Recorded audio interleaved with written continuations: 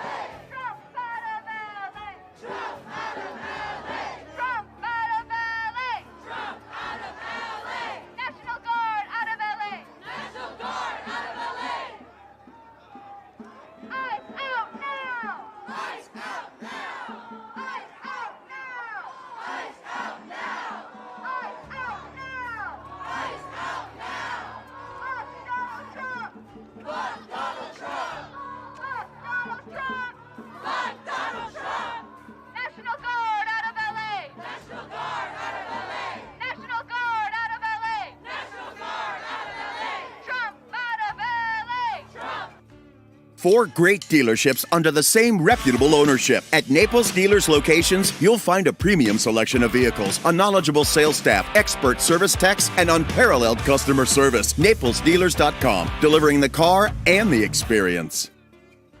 Building your online business? Go to Wix.com and set up your store on a single integrated platform. Add products, showcase them dynamically, and seamlessly track your inventory. Accept multiple secure payments, and design your storefront down to the very last detail. Get all the tools you need. Drive more sales with customizable gift cards and flexible product subscriptions. Retain customers with a point-based loyalty program, email automations, and reach millions with sales channel integrations. Complete your setup with a personalized analytics dashboard.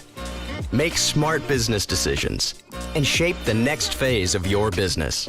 Build, manage, and grow from one place. Go to Wix and launch your online business today.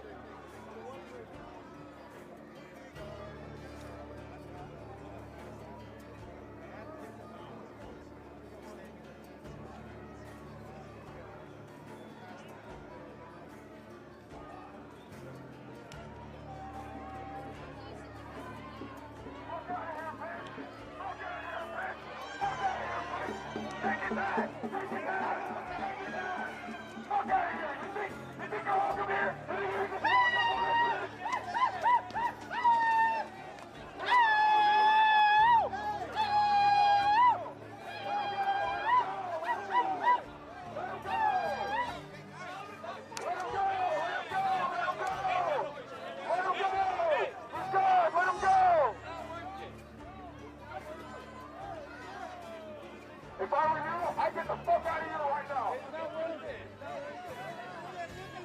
Follow the illegal road. Hey, chill, yeah, hey. Hey, all the cameras are on you guys, idiots. All the cameras are on you guys, you fucking idiots. Hey, aplácase. Hey. Hey, hey, hey.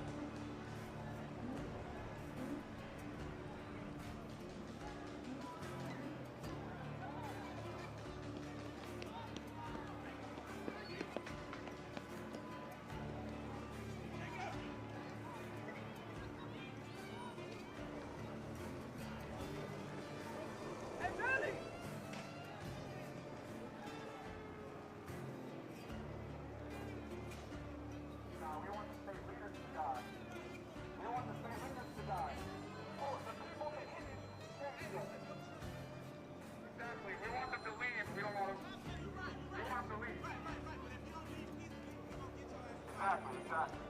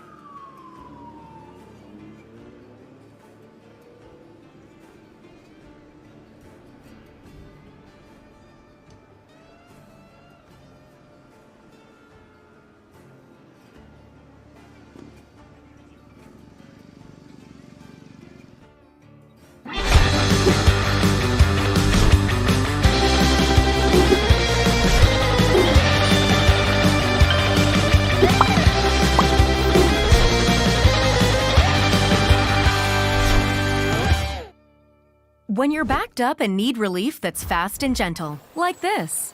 Not like this. New Mirafast works naturally with your body in as little as 30 minutes.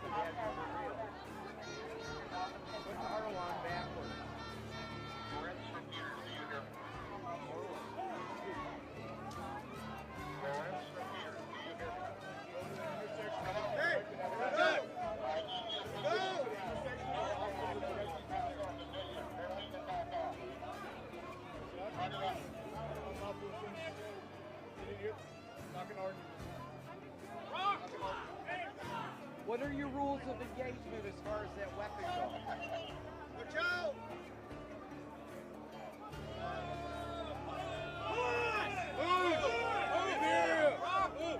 Watch your back, man. Watch your back. Watch yourself.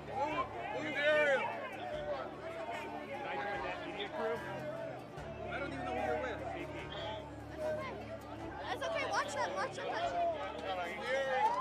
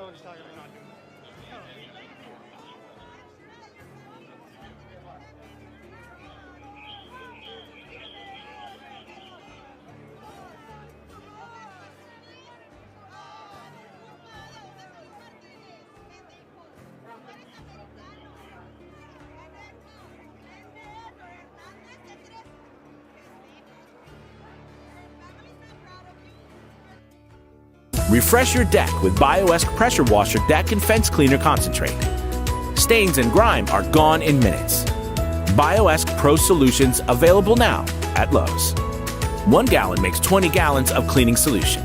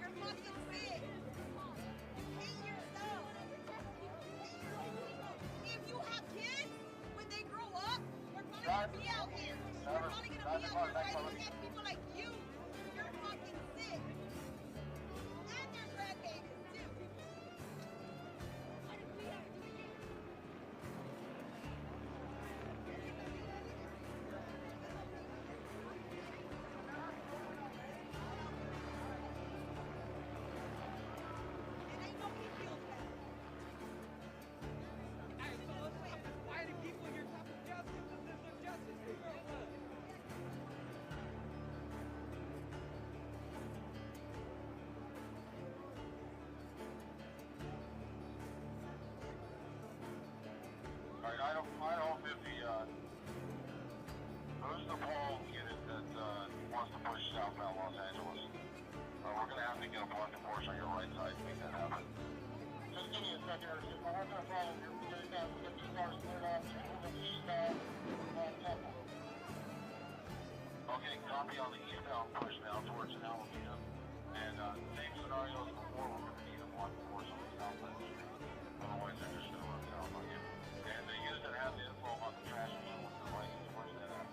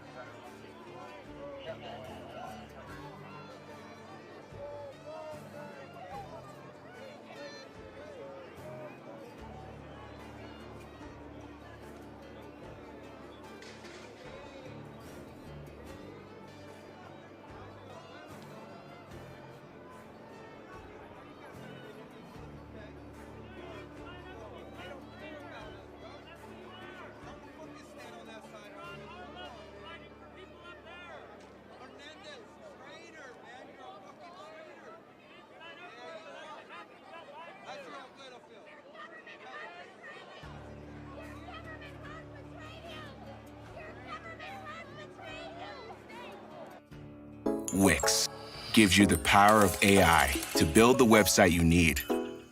With full business functionality and a design tailored just for you. Customize every element of your website and watch your vision come to life in minutes.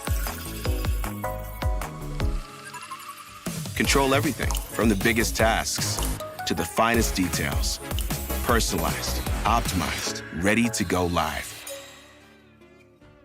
I donated my 1990 Mustang 5.0 GT to Vehicles for Veterans. I filled out an online form. I got a phone call the next day. We scheduled the pickup time, and within maybe 24 hours, the car was gone. Yeah, I could have gone out in the open market and got a couple $1,000s for this car, but I did something useful with this vehicle, and that makes me feel fantastic about the choice that I made. Your car donation directly funds life-changing programs for veterans and their families. Visit vehiclesforveterans.org.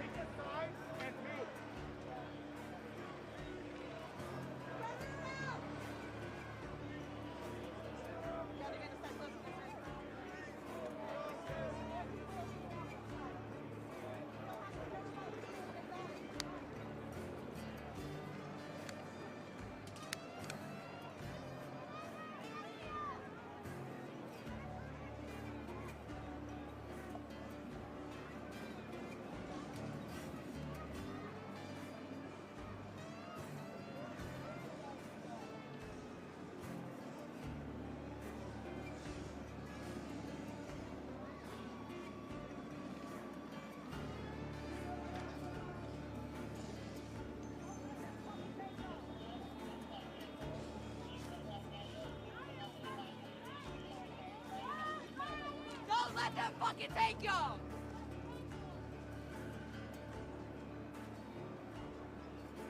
Don't let them take your fucking comrades!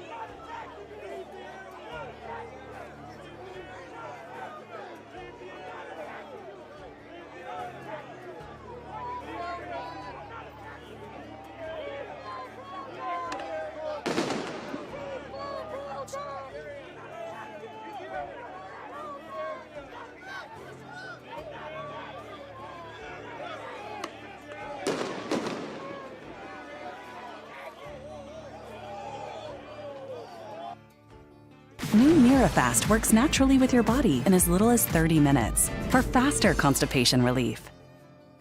Hurricane to make landfall, causing widespread outages. Tom's refrigerator is protected by Jackery's UPS. All the food is kept fresh. He has been stockpiling plenty of supplies. Tom's Child has lit up a room with Jackery.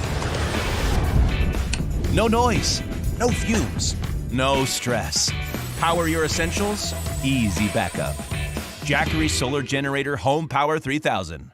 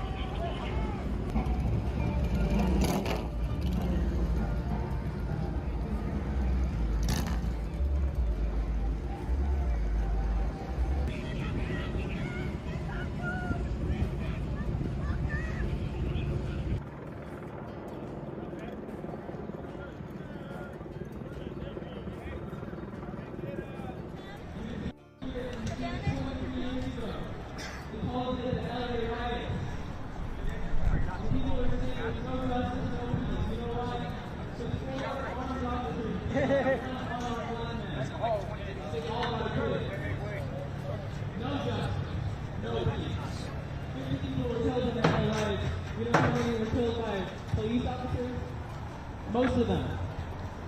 1992. 8 years before that, the Olympics happened.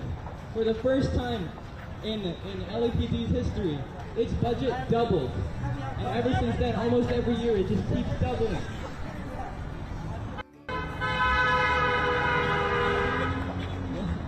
The Olympics brought a direct line to the LA riots because for the first time, we started over-policing our communities.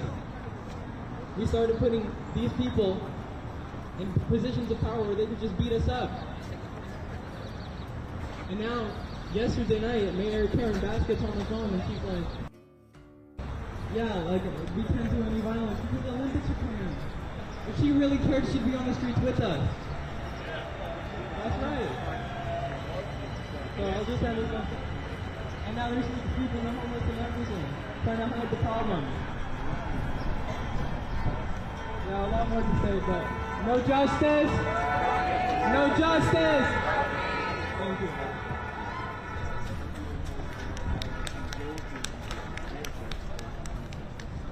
Would you like to write anything on here, guys?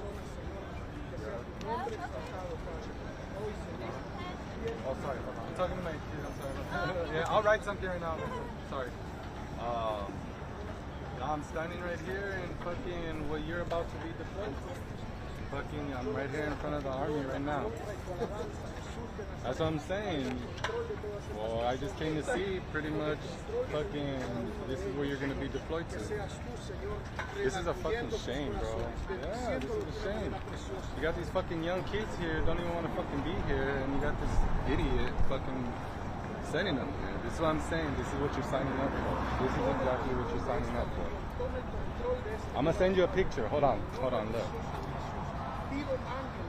This is what you're signing up for, okay? Look.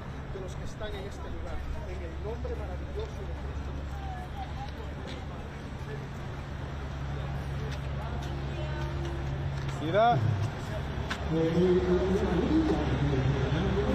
That's what you're signing up for. You're signing up for. You still got 4 more years with this fucking idiot in office, and you think you're not going to be deployed here? You got fucking kids here on the fucking street. No, I get it. Yeah. Yeah, but still. But at the end of the day, you're violating your oath. Who you protecting? Who you protecting? That guy, or are you protecting the Constitution? No, the fucked up part, you gotta remember, you still got fucking Trumpers inside of ICE, inside of the Marines, inside of fucking National Guard, inside of LAPD. They're already all up in here, so it's already fucking compromised, that's for sure. You got what I'm saying? But then you got people in here who don't like them, but they have a job to do. You know, so that's the fucked up part, that they're torn. See what I'm saying? But, yeah. No, he can't, but who's gonna stop him? All the people that could stop him, they're all his fucking cronies.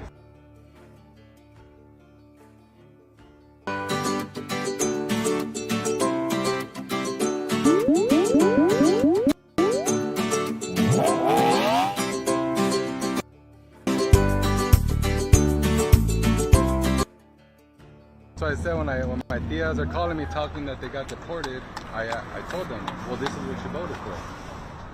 You get what I'm saying? And they voted for Trump and they still got deported. Literally 3 days ago. So that's what I'm trying to tell you. This is what you're signing up for, bro. So just, yeah. It's a disgrace. That's what it is, bro. It's a disgrace. No, bullshit. They could take a stand if they want to. They choose not to. Look at the guy yesterday. You know they can. Look at yesterday with the guy who lost his job, but he didn't care. The police officer.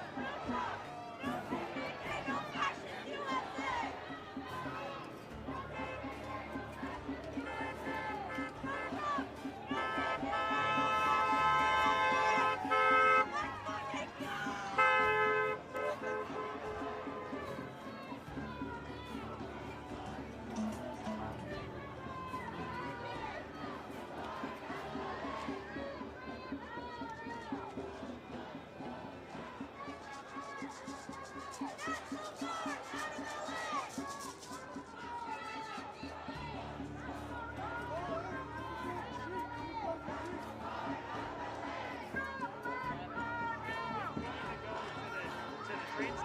you have a business card?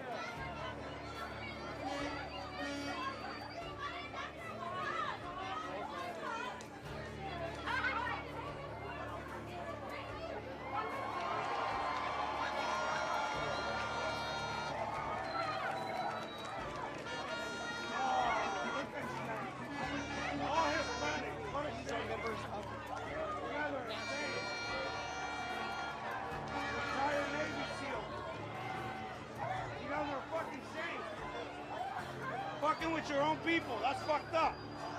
You guys are a fucking shame. I put in work for this country, not for this fucking bullshit. Look at that. See that shit? I got hurt in combat. I got hurt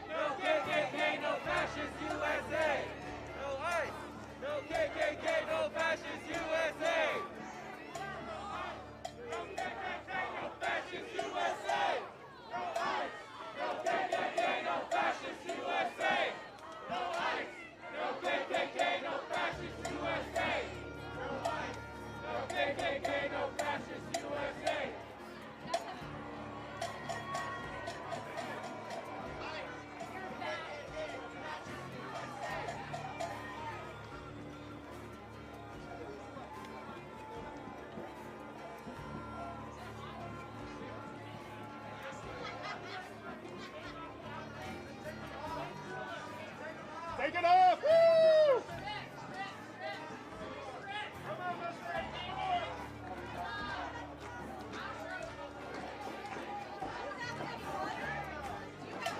Hey, we don't like them that much. Fuck them. We're just not gonna throw stuff at them. No ICE, no KKK, no fascist USA. No ICE, no KKK, no fascist USA. No ICE, no KKK, no fascist USA. No ICE, no KKK, no fascist USA. No ICE, no KKK, no fascist USA. I really like that one. No fascist USA. No ICE, no KKK, no fascist USA. No ICE, no KKK, no fascist USA. No ICE, no KKK.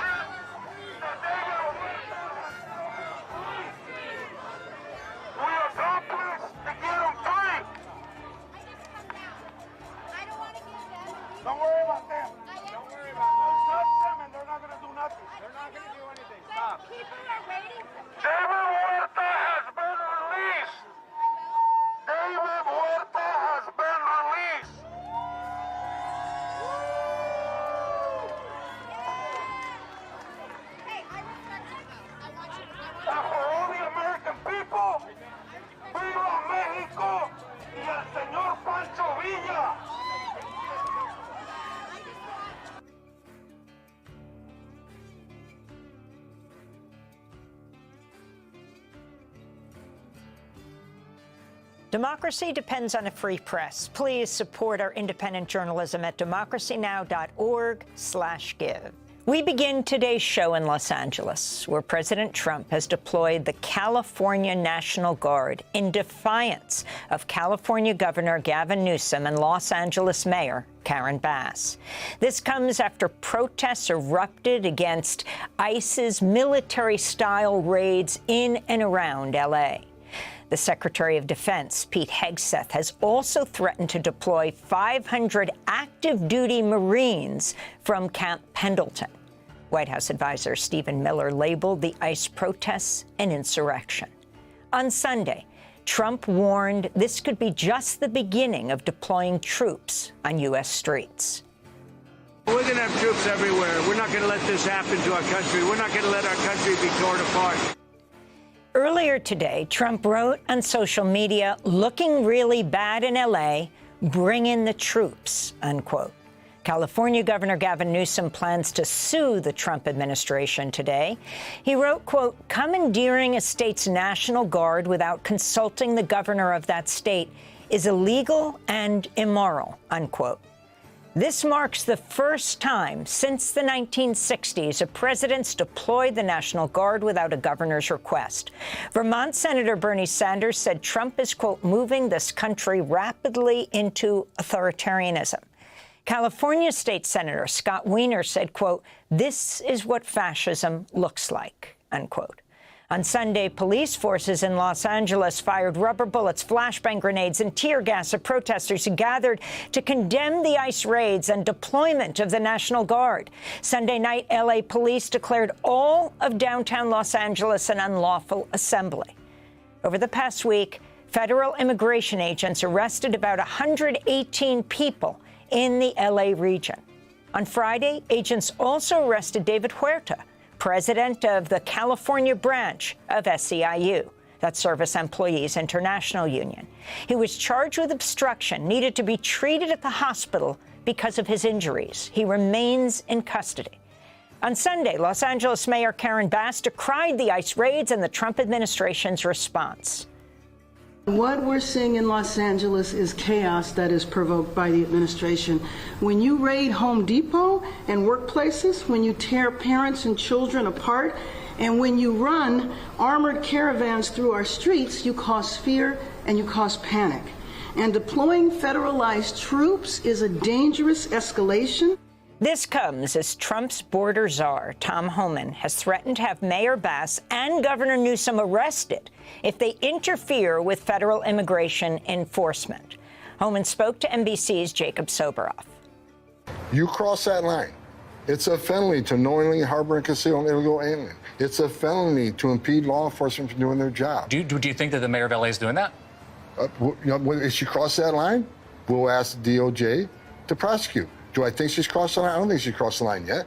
But I'm telling you, the warning we're sending is we're not going to tolerate people attacking our officers. On Sunday, police in Los Angeles made at least 27 arrests. Officers repeatedly fired rubber bullets at protesters. One hit an Australian journalist as she was reporting from the streets. After hours of standing off, this situation has now rapidly deteriorated. The LAPD moving horseback, firing rubber bullets at protesters, moving them on through the heart of LA. You just shut the fuck up. You okay? I'm good. Are you okay? In a minute, we'll go to Los Angeles to speak with one of the people who helped organize the protests against the ICE raids. But first, on Sunday, Democracy Now! Reached Janet Martinez, the co-founder of Indigenous Communities in Leadership, or Cielo, in Los Angeles to talk about the impact of the ICE raids and arrests. Around 34,000 Indigenous people live in Los Angeles County, which is around 40% of the Indigenous population based on the census data alone, which we know is an undercount. So for us, we know a lot of community members have been impacted by the recent raids by ICE all over Los Angeles. We've gotten calls from the Zapotec community, from the Mixe community, and Quiche communities that have been detained during these raids. For more, we are joined in Los Angeles by Ron Gochez, community organizer with Unión del Barrio and a high school history teacher. His group helped organize some of the protests in Los Angeles. There's so much to discuss, Ron. Can you describe the weekend? It didn't even start with the protests. You had President Trump threatening to cut off aid to California, federal aid. You had the ICE raids, and then talk about what happened even before then Trump announced that he would deploy the National Guard, and Hegseth said he's put the Marines on high alert. Yeah, good morning. Thank you for having me today. This weekend was marked with absolute and total violence, brutal repression, and attacks, coordinated attacks against our community. ICE agents have been around all over Southern California, kidnapping people, tearing apart families, and we see this as an attack against our people. And so that's why you see young people, the community coming out and resisting this repression. We are tired, sick and tired of these attacks that are dividing and separating our families. And so that's why when we have these protests, they have been peaceful, but when the repression comes from the state, whether it's the sheriffs, the LAPD, or on Saturday, for example, in Paramount, California, it was a border patrol, it was brutal violence. They shot thousands of rounds of tear gas, of flashbang grenades, of all kinds of repressive instruments used against the community, but what they didn't think was going to happen was that the people would resist and would fight back. And that's exactly what happened in Paramount and in Compton, California, where for 8.5 hours, the people combated in the streets against the Border Patrol. And after 8.5 hours of battle, and it was a battle because there were people throwing back tear gas, people throwing anything that they could to defend themselves and to defend the workers that were being surrounded by over 100 Border Patrol agents. After 8.5 hours, the Border Patrol, the sheriffs had to retreat. They had to retreat because of the fierce resistance of the community, and the hundreds of workers that were in the factories around them were able to escape. They were able to go to their cars and go home. That was only thanks to the resistance that allowed them to go home that night. And so that is one clear sign that if we organize ourselves, if we resist, we can defend our communities from ICE terror, from the Border Patrol, or from any federal agency that wishes to separate our families. And so because of that, while that was happening, while that resistance was happening, we saw President Trump give the order of the National Guard. And so for us as indigenous people to these lands, to this continent, this is nothing new.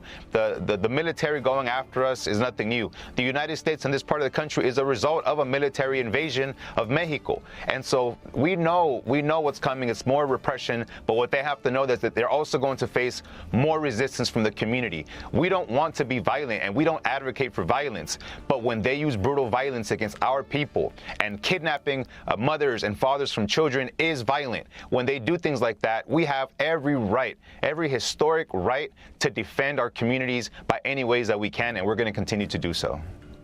And Ron, you mentioned Paramount on Saturday. For those people who are not familiar with that town south of Los Angeles, there's also been a change in the Trump administration tactics. Originally, they claimed they were going after criminals. Now, increasingly, they're being pushed to increase the arrest numbers, so they're hitting workplaces. So could you talk about this change and how this is affecting the community? Yeah, the fascist Trump administration is trying to lie and confuse the American people into supporting this repression, into supporting these immigration raids by having the general public think that they're going after criminals. But now what's publicly known, what's painfully clear, is that the majority of these raids are going after workers, working class people. They're not going after criminals. They're going at Home Depots. They're going at construction sites. They're going to factories where people are working, where they're creating the resources necessary for this society to exist. And so I think everyone now knows that it's a lie. They're going after anyone and everyone who has brown skin specifically. And, they're attacking pretty much anybody. You have the Asian community. You have black immigrants under attack. You have anybody in this country who isn't a white male, basically, who is under attack. So I think working people everywhere should see this as an attack on working class people, and they should all unite in solidarity to repel these attacks against our community. And so again, we've proven time and time again, when we organize ourselves, we can defend ourselves. At this moment, it's 5:30 or so in Los Angeles, or 5 in the morning in Los Angeles. We already have people all over Los Angeles right now patrolling the streets of Los Angeles looking for any ICE activity. That's the work that we do on a daily basis to protect our communities. So on one hand, there's street protests, and those are important, but the other part is organized and coordinated resistance by patrolling our streets, defending our streets. We can't protect the entire city of Los Angeles, but in our neighborhoods, in our barrios, we can defend ourselves, and we are doing that. And what is your sense of the response of California's Governor Newsom and also the mayor of Los Angeles, Karen Bass, so far? Yeah, we understand that they're against what's happening, but we also have to say that talk is cheap. Governor Newsom can order the National Guard to stand down. If he's against President Trump using them against us, well, he can order them to stand down. He has not done so. Here in the city of Los Angeles, Karen Bass is saying that she's against the raids that are happening. Well, why are her police officers aiding and collaborating with ICE, with the Border Patrol, to attack the community? If they are really there to serve and protect, as it says on their vehicles, then those rubber bullets and that gas that they're shooting right now, they're aiming at the wrong people. It shouldn't be aimed at us. It should be aimed at the agents who are trying to kidnap the people in our community.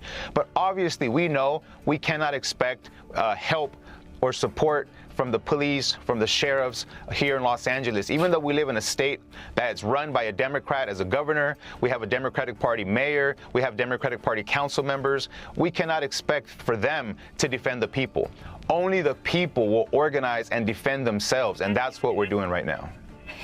Ron Gutierrez, this is a very interesting point because it was being portrayed in different ways yesterday when the LAPD moved in and was clearing people from away from, was it Alameda, the Federal Building. In some media reports, they were saying they were clearing protesters away so that they wouldn't be directly confronting the National Guard, which the mayor has criticized. You know, the National Guard in full, what they say, full battle rattle. But you're saying that although Governor Newsom may sue today, he could actually tell the National Guard to stand down. And do you see any possibility of the LAPD confronting the National Guard and maybe if Hegseth calls out the Marines on the streets? No, we don't anticipate that at all. I have personally been physically removed from an ICE raid here in South Central Los Angeles by the LAPD. So when the mayor says that the LAPD doesn't collaborate with ICE or with federal agencies, it's a total lie.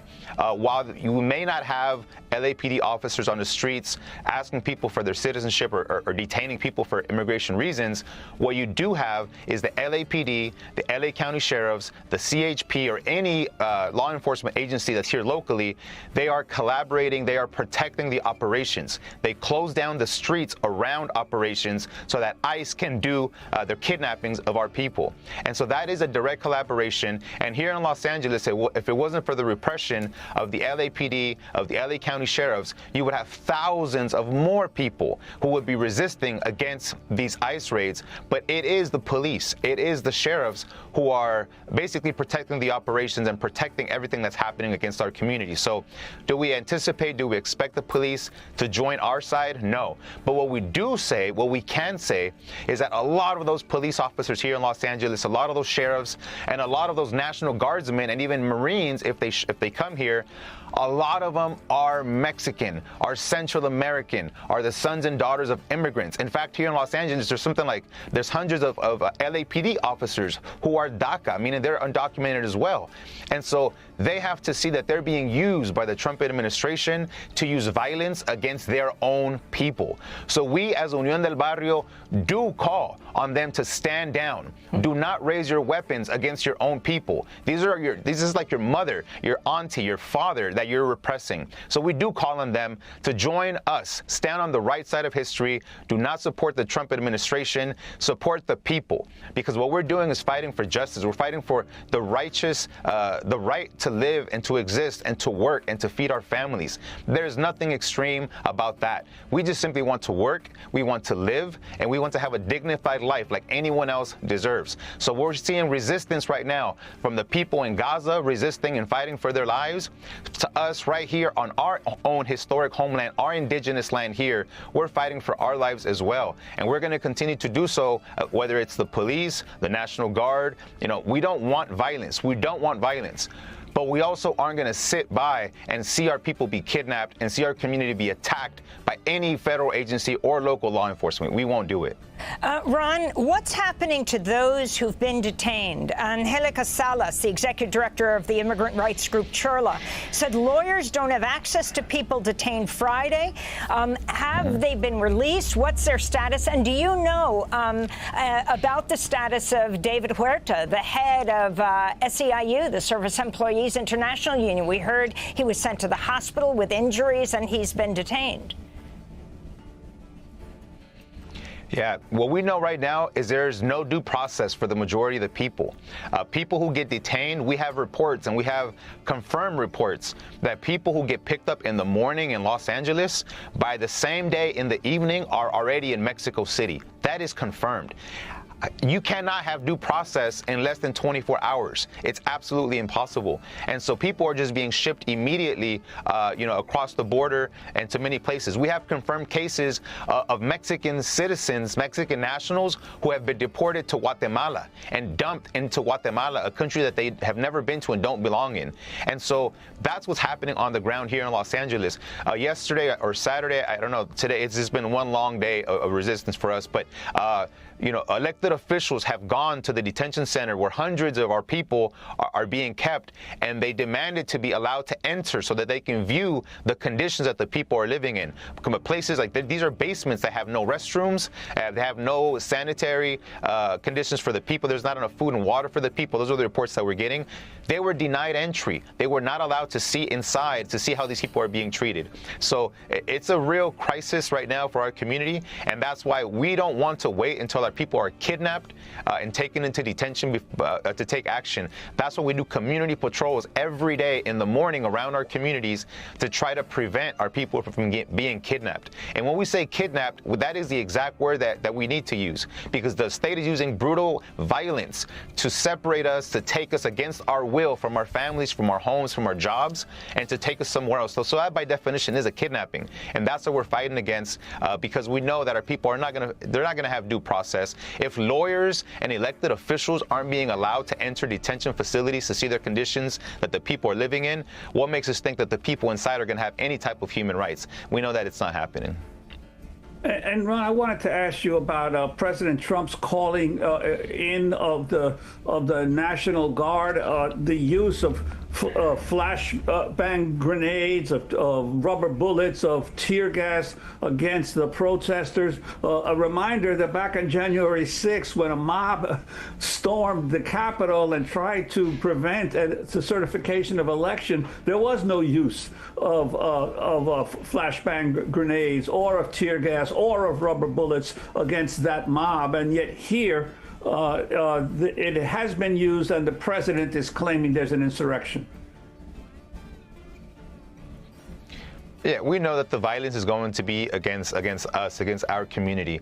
And, sometimes people think, oh, well, it's not that bad. It's just a little bit of tear gas. No, we've seen people be seriously injured. On Saturday in Compton, California, when we were there on the front lines of the resistance against the sheriffs and against the Border Patrol, we saw a guy standing in front of us who got hit in the face with I don't know if it was a rubber bullet or what it was, but his face was completely split open and he was just gushing blood everywhere. These things can be lethal. If these rubber bullets hit you in the eye, if they hit you in the right place, they can absolutely be lethal. And so we understand that the violence is being used against us. It is lethal. We understand that the violence is being used against us on a daily basis, whether it's by the Border Patrol or the police. It's violence against the community. And so we have every right to defend ourselves by any means necessary, because that is the livelihood, the well-being of our families is what's at stake. Children have been gassed here in Los Angeles. And so we, whether it's the National Guard, whether it's the local police, we have to resist this, because in Los Angeles, we clearly understand what's happening.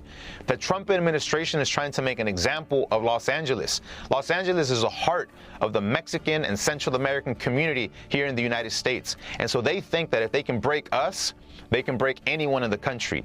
And so we understand that. And that's what we know. We cannot afford to fail. The resistance will continue. Whether they keep threatening us or not, we will continue. We will be peaceful every time that we can.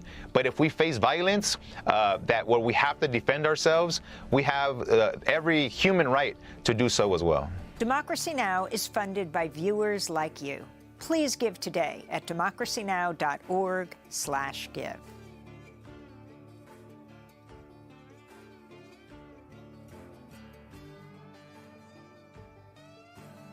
We begin today's show in Los Angeles as the Trump administration sends more troops into the city following 4 days of protests against military-style immigration raids. The Pentagon's deployed 700 Marines to Los Angeles, and President Trump's deployed an additional 2,000 members of the National Guard, bringing the total National Guard's members to 4,000.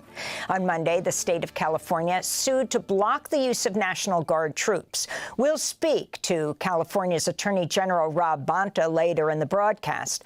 On Monday, Los Angeles Mayor Karen Bass decried the militarized response. We didn't need the National Guard. Why on earth? What are they going to do? Do you know what the National Guard is doing now? They are guarding 2 buildings. They're guarding the federal building here in downtown, and they're guarding the federal building in Westwood. That's what they're doing. So they need Marines on top of it? I don't understand that. That's why I feel like we are part of an experiment that we did not ask to be a part of. Despite the Trump administration's militarized response, community protests against ICE raids are continuing in Los Angeles and other cities. In fact, on Saturday, the day that President Trump will be celebrating his 79th birthday, and there will be Abrams tanks in a birthday parade in Washington, D.C., rolling through the streets of the Capitol. We go now to Los Angeles, where we're joined by Jean Guerrero. She's contributing opinion writer at the New York Times and author of the book Hate Monger, Stephen Miller, Donald Trump, and the White Nationalist Agenda. Jean, why don't we start off by you describing the protests on the streets? Have you been to them? And talk about this unprecedented use of military power. And the Republican Party, the party that champions states' rights, President Trump going against the states' rights to bring in the U.S. military against the wishes of the local mayor, Karen Bass, and the governor of California, Governor Newsom. Absolutely, Amy. It's great to be here. I want to be clear about what is happening here. The federal government is going into the diverse communities of Los Angeles to terrorize them. They are ICE is showing up outside of schools, outside of Home Depots, outside of other workplaces. They're snatching people off of the streets, outside of their homes, in front of their children, often without warrants. But what's happening in these protests is that people of all races and backgrounds are putting their bodies on the line to protect their friends, their neighbors, their family members from these arrests. And it is a beautiful thing to see. I was just at one of the protests yesterday where I spoke to grandmothers, white grandmothers who are going out to protect people that they love and who they're afraid could be picked up by ICE. I spoke to Latinas who are, afraid of being racially profiled and arrested because of the indiscriminate nature of these arrests, but they are nevertheless putting their bodies on the line because they're citizens and they believe in using their privilege to defend the people that they care about. And these protests have been largely peaceful. These are people who want to tell ICE that they are not welcome in their communities. And what we're seeing is a provocation. The deployment of the National Guard and the Marines against the wishes of California's leaders. It is an attack on the sovereignty of the state of California, and it is an effort to provoke Angelenos into a violent confrontation. They want protesters to react violently, to distract from what is really happening, which is that, families are being separated, our communities are being devastated, and the people of Los Angeles are standing up to say, we will not stand for this. But the administration is trying to bait them into violence, to brand them as rebels and justify sweeping federal crackdowns and to create the viral images that will distract Americans from the appalling reality that ICE is kidnapping valued community members and destroying families here in Los Angeles. And Jean, you've posted on social media, quote, Trump's immigration agenda is not about law and order, it's about re-engineering the racial demographics of this country. Could you elaborate, especially in terms of the fact that Stephen Miller, Trump's key advisor, has called this a fight for civilization? Yeah, this crackdown is personal for Stephen Miller. As I report in my book, Hate Monger, when he was a high school student in Los Angeles, he frequently antagonized his Latino and immigrant classmates, telling them to, quote, speak English and to go back to their home countries. Back then, he was criticized for his views, and he has spent his career trying to punish the communities that rejected him. These mass deportations are not about border security, they're not about crime, they're about erasing the multicultural fabric of places like Los Angeles. And, I want to repeat that this is not about cracking down on crime. Let's remember that on his first day in office, President Trump pardoned the people who violently assaulted law enforcement during the storming of the Capitol on January 6th. So Trump and Miller are not against crime. They're not against gang members. In fact, in my book, I extensively document Miller's early dreams of being a gangster. What they're doing is they're running a mafia state that scapegoats immigrants as a pretext for the subjugation of us all. So again, they do not care about law and order. Miller's central obsession was never illegal immigration. It was always legal immigration. This is why from day one you saw the strangling of refugees, access to refugees, a suffocation of the asylum system, strangling of green card access, the attack on birthright citizenship, trying to now invoke the Insurrection Act to deport people indiscriminately simply based on the color of their skin. So again, this is not about national security. It is an ideological project of demographic engineering cloaked in the language of law enforcement, and LA is resisting. And could you talk about the number of journalists who have also been injured by law enforcement these past few days in Los Angeles? Yes, several journalists, including colleagues of mine, have been hit with non-lethal rounds. Some have been hospitalized. I believe PEN America has recorded at least 27 attacks on LA journalists since June 6th. Reporters are being shot with rubber bullets and chemical munitions. And this is very concerning because these so-called non-lethal rounds can, in fact, be fatal. The respected Chicano journalist Ruben Salazar was killed with a tear gas canister in 1970 while covering protests here in LA. And that memory lingers for journalists here in the city, especially for Latino journalists who are trying to expose the injustices that are happening in their communities. Jean Guerrero, if you can talk about what is happening in Los Angeles right now, is where all of the attention is because of this unprecedented calling out by Trump and Hegseth, the defense secretary, of the Marines and thousands of National Guard, federalizing them. But in fact, this is happening all over the country. If you can talk more about the two men you wrote a book about. Your book, Hate Mongers, Stephen Miller, Donald Trump, and the White Nationalist Agenda. You have Stephen Miller saying that the ICE agents have to go to 7-Elevens, have to go to Home Depots. This is very different than Trump talking about getting the murderers and rapists, and bringing up the number to 3,000 arrests a day. So you see mass arrests taking place in Texas. You see them in Arizona. We're not even at this point paying attention because of the militarization of Los Angeles.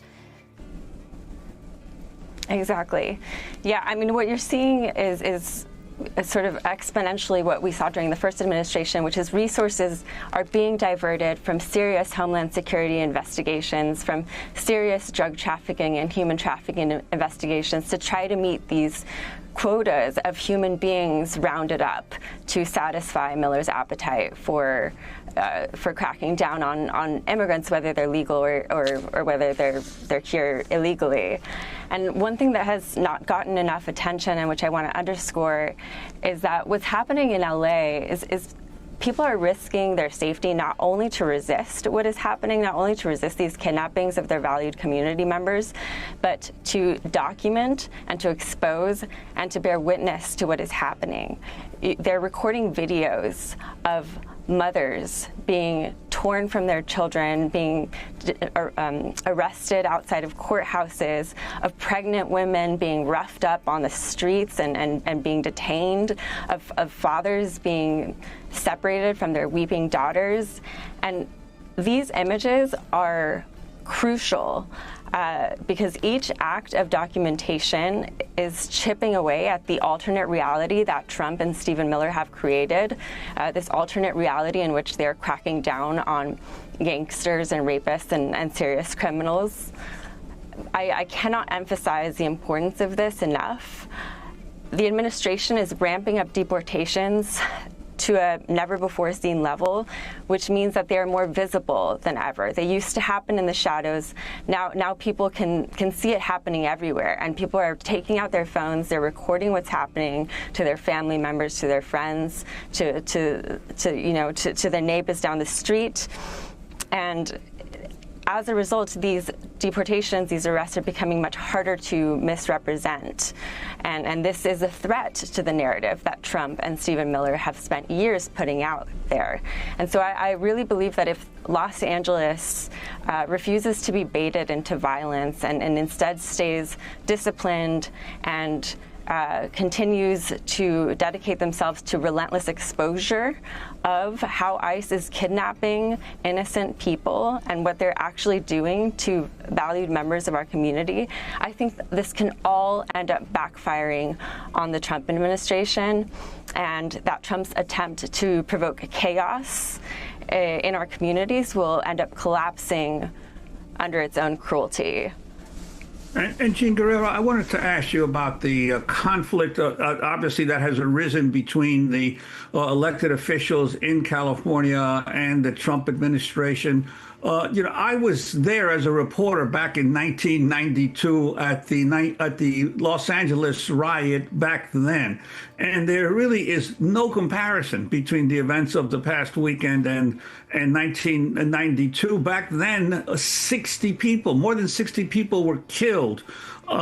12,000 were arrested. Over 1,000 buildings were damaged. And even by the time that President George H.W. Bush brought in the National Guard, 30 people had already been killed.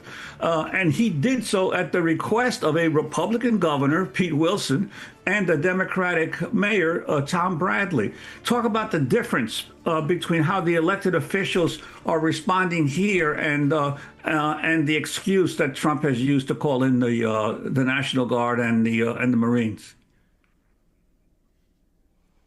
Yeah, absolutely. I mean, a majority of these protests are peaceful, as I mentioned.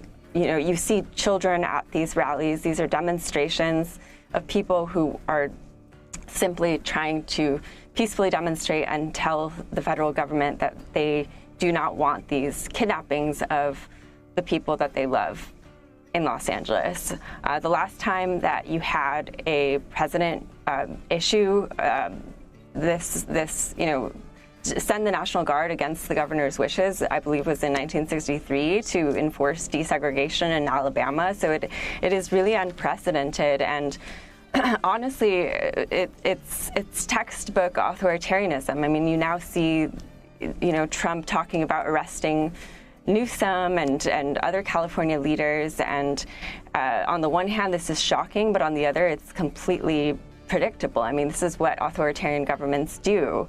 They use immigrants as a pretext to go after the opposition, and immigrants are just the first target. If you look at the white nationalist literature that inspired people like Stephen Miller, it vilifies not only law-abiding immigrants, but anyone who defends them. The worst villains are not immigrants in this literature, even though they are described as monsters and as beasts and as threats to Western civilization. The worst villains in this literature, and I'm talking about books like The Camp of the Saints, which Stephen Miller has openly promoted, the worst villains are the white allies of immigrants, the politicians and the activists and the ordinary people who show them empathy. Those are the people who are, quote, tainted by the milk of human kindness, as one of Miller's formative books puts it. And so the logical conclusion of Trump's policies is not just ethnic cleansing, it is ideological cleansing. It's a purge not just of people, but of principles. They want to root out anyone who believes in compassion for the stranger, who believes in immigrant rights, who believes in a multicultural or multiracial democracy. This is a vision of America where you are American only if you choose hate. And if you choose love or compassion, you are part of what is poisoning the blood of this country. And so I'm not surprised to see the president coming after innocent people who are not just the immigrants in our communities, but the people who are defending them, who are white, who are black, who are brown, who are of all different colors, and who are simply expressing their humanity and their compassion for the other. Jean Guerrero, you contributed to a New York Times piece Monday headlined 7 Hidden Ways Trump's Mega Bill Would Remake America, in which you wrote, quote, this bill would pave the way for the largest investment in federal immigration enforcement since the establishment of the Department of Homeland Security in 2002, one that would turn that department into a Trojan horse for an assault on the civil rights of all Americans. Can you lay out your concerns? We just have a minute. Yeah, absolutely. So nearly 2/3 of Americans live in what is known as the 100-mile border enforcement zone, where people under this bill, they already face the risk of warrantless seizures, of racial profiling, of constant surveillance, and this bill just makes it easier and more certain that all Americans in this country, and particularly if you live within that zone, are going to not be able to walk on the street without fear of being detained. You already have detentions and deportations of U.S. citizens, of law-abiding immigrants without due process. And I think what this bill is doing is it's providing the government with the resources to be able to continue to do that at levels that we have never before seen in this country. Jean Guerrero, I want to thank you very much for being with us. New York Times contributing opinion writer and author of Hate Monger, Stephen Miller, Donald Trump, and the White Nationalist Agenda, speaking to us from Los Angeles.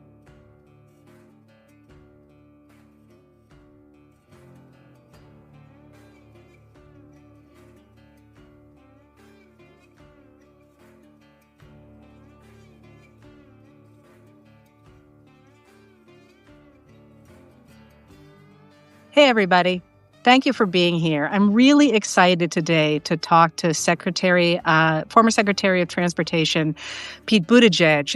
You know him, of course. He's a former naval officer, former mayor of South Bend, Indiana, where my aunt and uncle lived, former Secretary of Transportation, but best known now, I think, as one of the best communicators the United States has ever had. And I'm really excited to have him here today because it's really been notable how when many people are paying attention to the really disastrous situation that we're in, he is not only recognizing that, but also explicitly using this moment to call people into a new kind of future. So I'm hoping we'll get into that today, as well as into, maybe one or two of the things happening around us. So maybe we could start today, Mr. Secretary, by putting this moment in context, and I'll let you take it anywhere you would like to take it with that introduction. Well, thanks for the chance to speak. And I think the context fundamentally is that we're one of those turning points that comes around in the life of our country. Not that often. Every generation or two sees a moment like this, and we're in it. And it's an exceptionally difficult and painful and precarious moment. And I think it's a moment where we're discovering that a lot of things we assumed were just rock solid, including constitutional protections, restraint on the part of people in charge, commitments to democracy, just some really, really basic things are, in fact, up for grabs. They are things that will not outlive this generation if we don't make sure of it. And that means anybody who is alive and in a position of responsibility, to include the responsibility of citizen, in the United States today has an unusually important historic piece of work on our hands. I'm not going to argue with that, but I wonder if you want to speak a little bit more specifically about the things that are happening at this very moment around us, specifically with the last 4 days of the mobilization of the National Guard, the federalization of the National Guard in California, and the mobilization of Marines, 700 Marines, into Los Angeles to protect federal buildings and federal officers. Well, what you have right now is the American president asserting the authority to use American troops and turn them on American civilians exercising their First Amendment interest in protests. If there are issues with peaceful demonstration, keeping it peaceful, that's what law enforcement is there to do. Militarizing that process is an extraordinary step, and one that I think is part of a bigger agenda that this president has.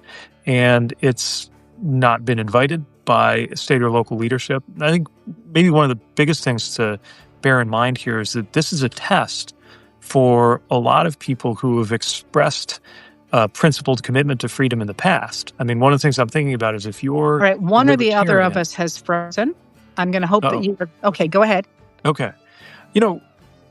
I would argue if you're a libertarian, this is your Super Bowl. Like, this is where you stand. Because for years, we've had all of these fanciful seeming scenarios described where government agents are sent in or a heavy-handed government kind of comes in at the expense of free speech rights. Usually, those dark pictures were drawn by people on the right. Conservatives or libertarians who perceived any number of policy ideas, from background checks on guns to vigorously enforcing the Clean Air Act, to be examples of a slippery slope to tyranny. And usually it would be, deep down that slippery slope that they would visualize things like troops being mobilized against Americans. And yet, here we are. That's what's going on as we speak. And it represents a level of politicization of the military. The military that I served in, knowing that it was always an ethic of putting the country first and being completely apolitical, just seeing that thrown out the window by the current leadership, that should give everybody pause. I don't care if you're left, right, or center. Well, thrown out by the leadership, but I've been telling people that the military's history and its firm belief in rules and laws and commitment to the Constitution means that they shouldn't overstate the degree to which they should assume that the military will side with this grasp of power. Do you think that's fair? I know that in my military training, I was taught as an officer that I should obey all and enact all lawful orders. In fact, it's in the very language that you use and that you swear, lawful orders of those appointed over you. And the emphasis on lawful is not a small one. I was also taught that if I was ever ordered to do anything unlawful, that my responsibility was to the law and to the Constitution. How that actually plays out, though, is really much more difficult to talk about in practice. What we've generally assumed is it means that an order, if a president were to order something that was blatantly illegal or unconstitutional, that order wouldn't go very far. It wouldn't get anywhere near the soldier, sailor, airman, or Marine out in the field, because senior military leadership, generals whose job is to be completely non-political, would not allow that to happen. Not for nothing, one of the first things this president did was change senior military leadership, and maybe even more importantly, change the JAG Corps, the lawyers who advise those generals and admirals on what to do. All of that does create more pressure down the chain of command, more uncertainty down the chain of command for anybody who is worried about whether everything they are being ordered to do is in fact lawful and constitutional. So I do want to not focus solely on what's happening around us in this particular moment, because I think that you have a much larger message for the American people in this moment. I do want, though, to turn somewhat quickly and be a little bit nerdy here, in that one of the things that we're seeing, and Simon Rosenberg said yesterday, that it certainly appears as if the current administration is taking the American military from its work countering China and Russia and turning it on the American people. And you know a lot about foreign affairs, and in fact, your undergraduate thesis was about American foreign affairs and its relationship to exceptionalism. And I wonder if you want to talk to us a little bit about this moment and how you see America's shift in support for institutions like NATO and organizations that are that dominated the post-World War II rules-based international order, to cozying up to people like Vladimir Putin. Do you want to speak to that at all? What I'd say is that, one of those things that has been true as long as we've been alive is what we thought was a shared assumption and a shared understanding that American strength is inseparable from American values. And the idea that part of what makes America America is we're not just one more country out there scrapping for advantage. We have a level of moral as well as political authority built on a record and built on our Constitution, as complicated and imperfect as our record in world affairs has been. There's one that sustained that sense that we do and should lead the world. The problem with quote-unquote America first is that in practice it means America alone. For America to actually be first, we have to be in a relationship with others, right? That's the America leading is what America first is supposed to be. And if America's completely alone, or worse, beginning to really fight our allies and befriend our adversaries, then we have an upside-down set of relationships in the world. And I think that's what's happening now. We can see it playing out.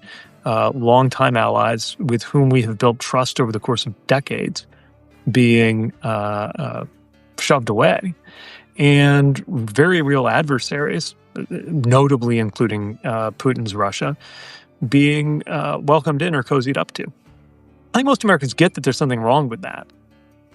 But what happens next, that's a question of how much Americans really care. And here I was setting you up for a conversation about the American Puritans, because I, too, studied the Puritans in school, and I've been able to talk about them in my professional life exactly 0 times. So I had great hopes that we were going to be able to talk about, the declension narrative. But okay. All right, so let's go from that then to the fact that you have said in a number of places that this moment is not unprecedented, and to put it in a larger context. How does this look to you? I know you've compared this moment to the 1960s in the past. What would you say we should look to make sense of where we are now? Well, look, I think a lot of people, certainly a lot of people left of center, are horrified by what's happening and feel that it's without precedent. But I do think we need to look no further back than the 60s to find examples of things like political violence on American soil, unlawful and violent behavior by authorities. In those cases, more likely to be state and local, but still something that was happening. And I think that's a reminder that those kinds of things can be overcome, that we can get through that. Yes, we have definitely not seen a president act like this president has.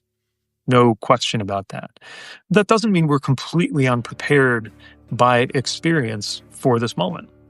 And I think looking at how moral authority won out in those periods, And equally important, and I'd love to kind of gather some of your insights on this, but other periods where some of the pathologies we have now are happening, like I don't just mean the pre-Civil War period that I think comes to mind for a lot of people looking at the level of polarization we have in the country, but also moments when it was hard to get kind of shared access to a fact base or a shared sense of truth that would let us have more trust in our society and healthier politics.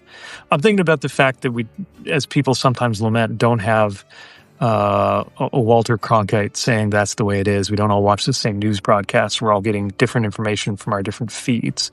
And I'm wondering if maybe that's more precedented than we think, because if this were the, let's say, late 19th century, and one of us was reading a Whig paper and an abolitionist paper, and somebody else was reading another paper, the whole, I guess that takes deeper in the 19th century, but the whole yellow journalism period, there must have been many moments where access to the truth was fragmented, polarized, partisan, and we got through that, right? Yeah, and actually, I talk a lot about how we look a lot like we were in the period of the 1890s, when you had deeply polarized newspapers that were affiliated with the different political parties, but you also had upstart independent media. You had hundreds of Black newspapers, you had indigenous newspapers, you had all sorts of independent media taking a look at the positions of the politicians in power and saying, basically they're just putting money into the pockets of the robber barons. And from that, you got the rise of independent media, you got the rise of muckraking media, and you got the rise of things like McClure's Magazine, which a lot of people have heard about, which looked at corruption, for example, and at how the system was being stacked for a very few wealthy people. And they managed to take over the information space because they were dealing in reality, in people's actual lives. They were getting traction. And if you think about the rise of McClure's Magazine, which really takes off, it's around for a while, but it really takes off at the beginning of the 19th century.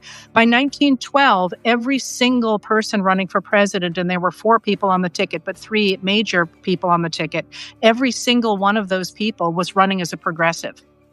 So, we can change things, but it partly is a question of covering the extreme media bias that we have had for the last at least 30 years. And on that, let me ask you about this. I'm gonna step back because I want to get back to the media. One of the things that you have talked about are the number of challenges that we face today that we are not looking at, in part because of the immediate political crisis in front of us. And you've mentioned AI, you've mentioned climate change. When you think about constructing a new American democracy, which I think is part of the project you're engaged in, although I'm putting those words in your mouth, what do you think we need to take on? Well, I think we need a democracy that is more responsive, more inclusive, and that means more proportional. I think that's a really important thing, all the way down to things like the Supreme Court, the Electoral College, and also redistricting, but all of these kind of big picture structural things. But I also think a healthier democracy is a little more democratic from the bottom up, where people are included in processes more about what's going to happen in their own communities and neighborhoods. I think we got to take a lot of our institutions apart and put them back together. We're going to have to, because the taking apart is happening. It's not happening in a thoughtful way. It's happening in a destructive way. But we are where we are. I mean, you think about something like USAID or, the Department of Education. I'm passionately against the way they're being demolished. I also think there will be a chance to put them together on different terms. And anybody who's been anywhere near those agencies or any number of others could give you a very long list of things that they have very much wanted to change for a very long time. So let's do that work. I think we need institutions that are better aligned with the needs of the moment. I think about some of the basic functions of government, like authentication, ID, proving you are who you say you are. How antique and screwed up our ways of doing that are, with paper birth certificates in the drawers of county offices, and the social security number that is both your ID number and your password, as far as the federal government is concerned.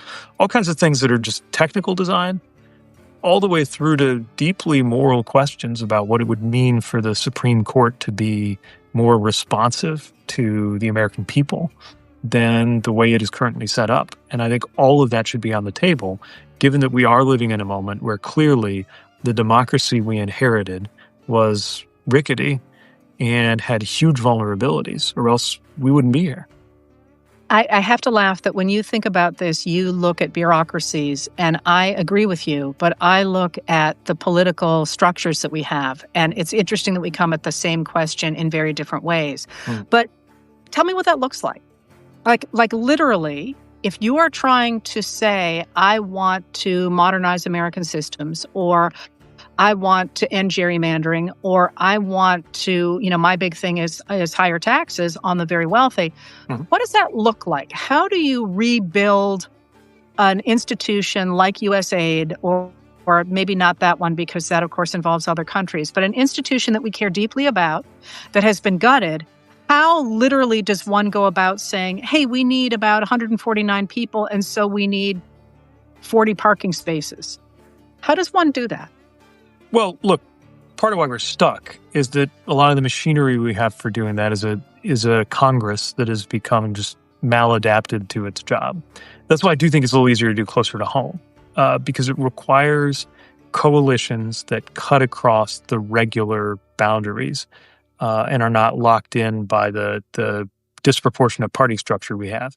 So in local government, this happened all the time. When I was mayor, my closest ally on one vote on our council could be my biggest adversary or speed bump the next week, and so on and so on. It was much more dynamic in that way. You had friends, you had foes, but it wasn't predetermined or dictated. There have been times, as you know and understand better than I, where that was true in federal politics as well. I'm thinking about how it mattered as much whether you were a Northern Democrat versus a Southern Democrat as whether you were a Democrat or whether you were Republican, right? There were regional identities that overlapped on partisan identities and so on and so forth. I think we need to find some way to create the conditions for that to happen again. I think it's the only way we can get to things that there's such a long list. Your point about taxes is a good example, where there's an agenda item that's got 60%, maybe 70% support among the American people. A fairer tax code, marriage equality, a woman's right to choose. We could go down a list of 10 things, 9 of which most Republicans are against and most Democrats are for, and yet 60, 70% of Americans are for, and we're stuck, right? Our federal government or our federal political system cannot deliver those outcomes. That tells me that for the long term, we need structural reform, as in constitutional amendments. But in the near term, ironically, you can't get to those for the same reasons we're stuck. So in the near term, we need different kinds of coalitions. And you see them bubble up sometimes. I actually think in some ways the simultaneous deep lockstep cohesion of the Republican Party, simultaneous with the agenda incoherence of the Trump coalition, is an example, not one I want to emulate, but it's an example that we might learn from on my side of the aisle. And what I mean by that is because the only thing that matters on the Republican Party is whether you are for or against the president right now. You could actually be for or against anything else and it would matter less. You can be pro-Medicaid or anti-Medicaid and be okay as long as you're pro-Trump, right? That's the Republican equation. On our side, I think we need to be really renegotiating the relationship between this or that policy we've gotten attached to and our four most important values, which do go to things like making sure the wealthy pay their fair share, making sure everybody can get access to healthcare, making sure that there is family leave in this country like every other country, developed and not, and on down the list. So you said a couple of important things there. One is building coalitions based on values. The other that, which I'd like to get to, but the other thing you said that is, I think, significant about this moment is that the world that you described was in fact the world that James Madison described in Federalist Number 10, the idea that the country was so big that you would have all these different factions who would align differently according to whichever issues. And in fact, until the 1970s, it certainly appeared as if Republicans put country above party when, for example, they told Richard Nixon that they would, in fact, convict him of the charges that he was going to be impeached for. That's gone. And I know that you have talked in the past about how the government that we've had in place for the last 40 years has not served a number of people, and therefore it has developed a sort of populist economics and populist anger that we're seeing now in the MAGA movement.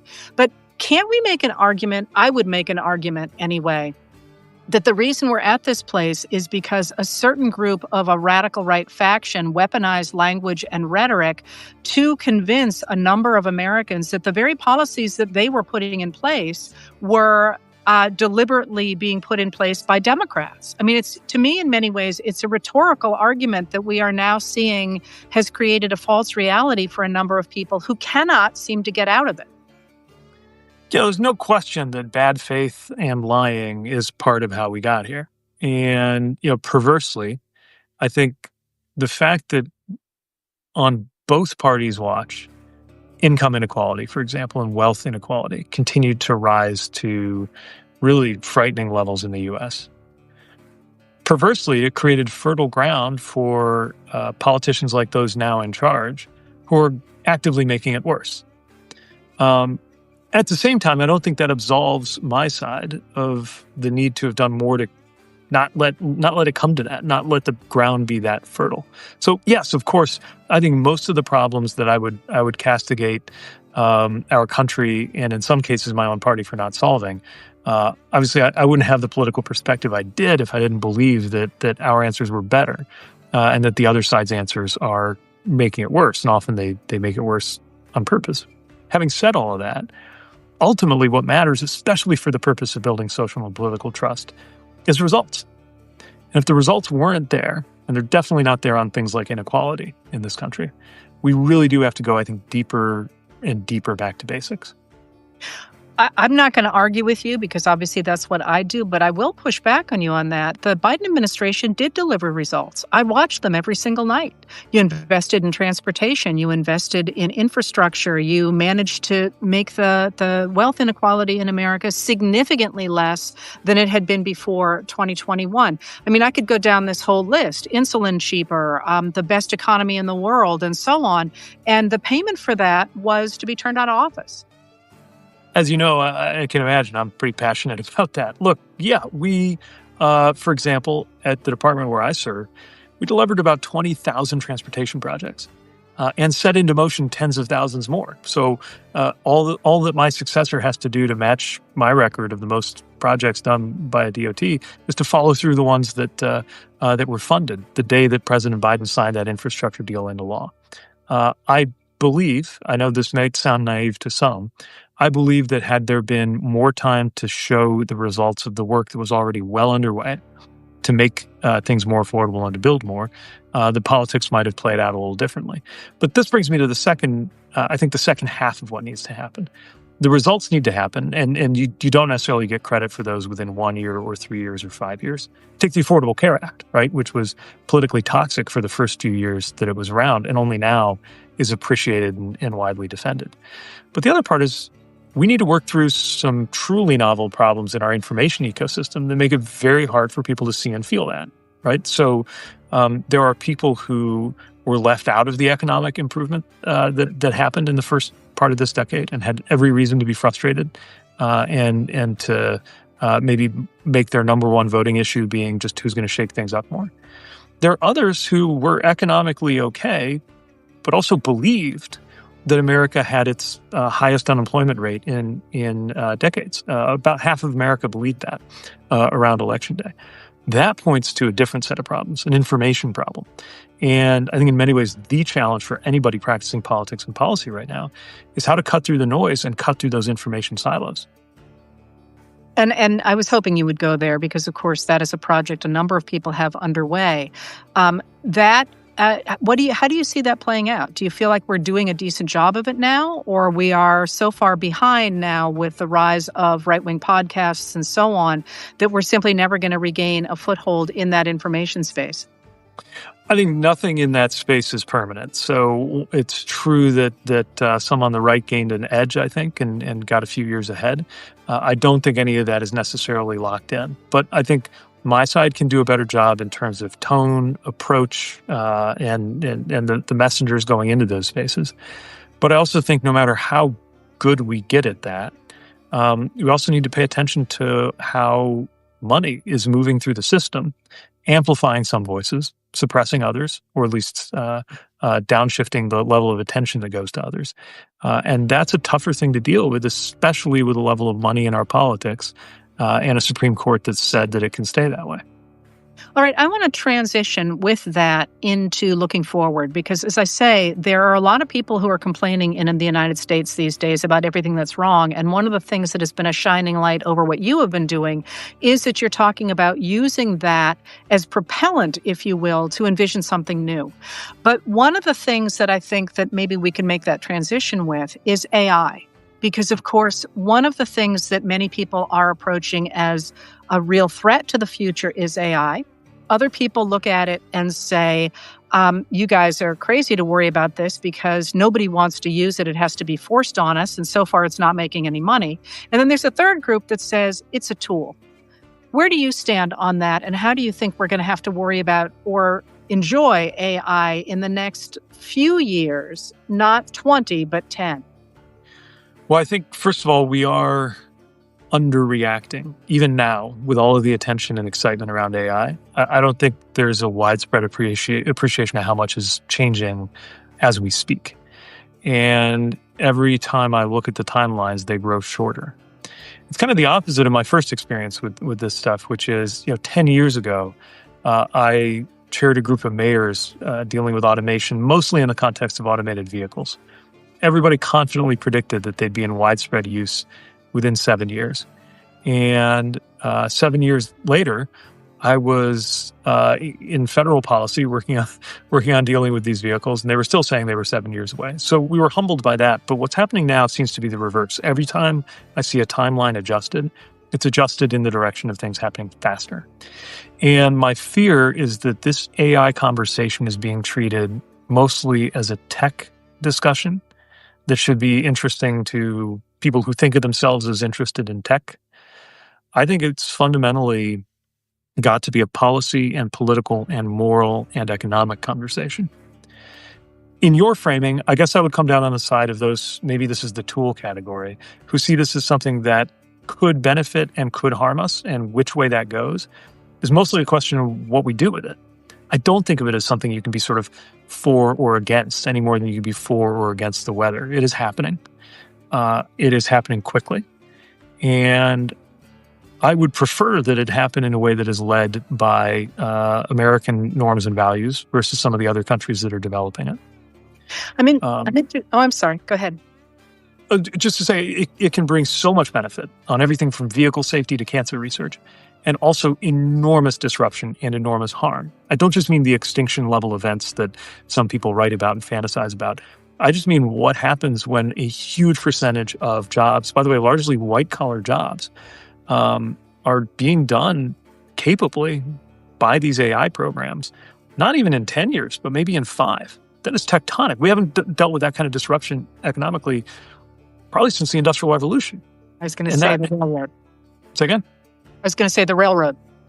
Yeah, at least. It's absolutely massive. And in theory, like mathematically, it's possible that that could mean shorter work weeks and more money in everybody's pocket. Whether it actually does, or whether it just means more concentration of wealth and power in a few pockets, that's not a technology question. That's a policy question, and that's up to us. So tell me more about that. I like that framing of how one uses the technology, because I would argue the same, that it is the humanities really that look at how we use the technologies to benefit everybody. But what does that look like when you think about how one puts together a group of people who regulate AI? What is the word I'm looking for there? What does that look like when you say it needs to be a policy, cultural, social, political problem? Well, one way to think about it is, how are the gains from these technologies distributed? You can talk about redistribution, you can talk about pre-distribution. One of the models I think is attractive is one where there's a sort of a share or a dividend of the value being created from this technology that goes out to the American people. After all, it trained on data that all of us put out into the world via the internet. It relies on the internet, which was itself created by the American taxpayer through federal research. It's reasonable to imagine that while enterprises make a profit off of these technologies, the American people should get a share of that too. If we wire that up in the right way, that could be responsive, partly, to the issue of some of the labor upheaval that's going to happen. but it's not the whole answer. I think another part of it is who gets to use this AI technology? And is there a way to deal Americans in on that without it all being monetized and brought to the highest bidder, those who already have a lot of power and can use it to get even more? So some of this is related to checks and regulations on AI. But again, to me, it's less about how you regulate the technology than what decisions are we making about our economy if the assumptions that we've depended on in this economy have just changed profoundly and very, very swiftly.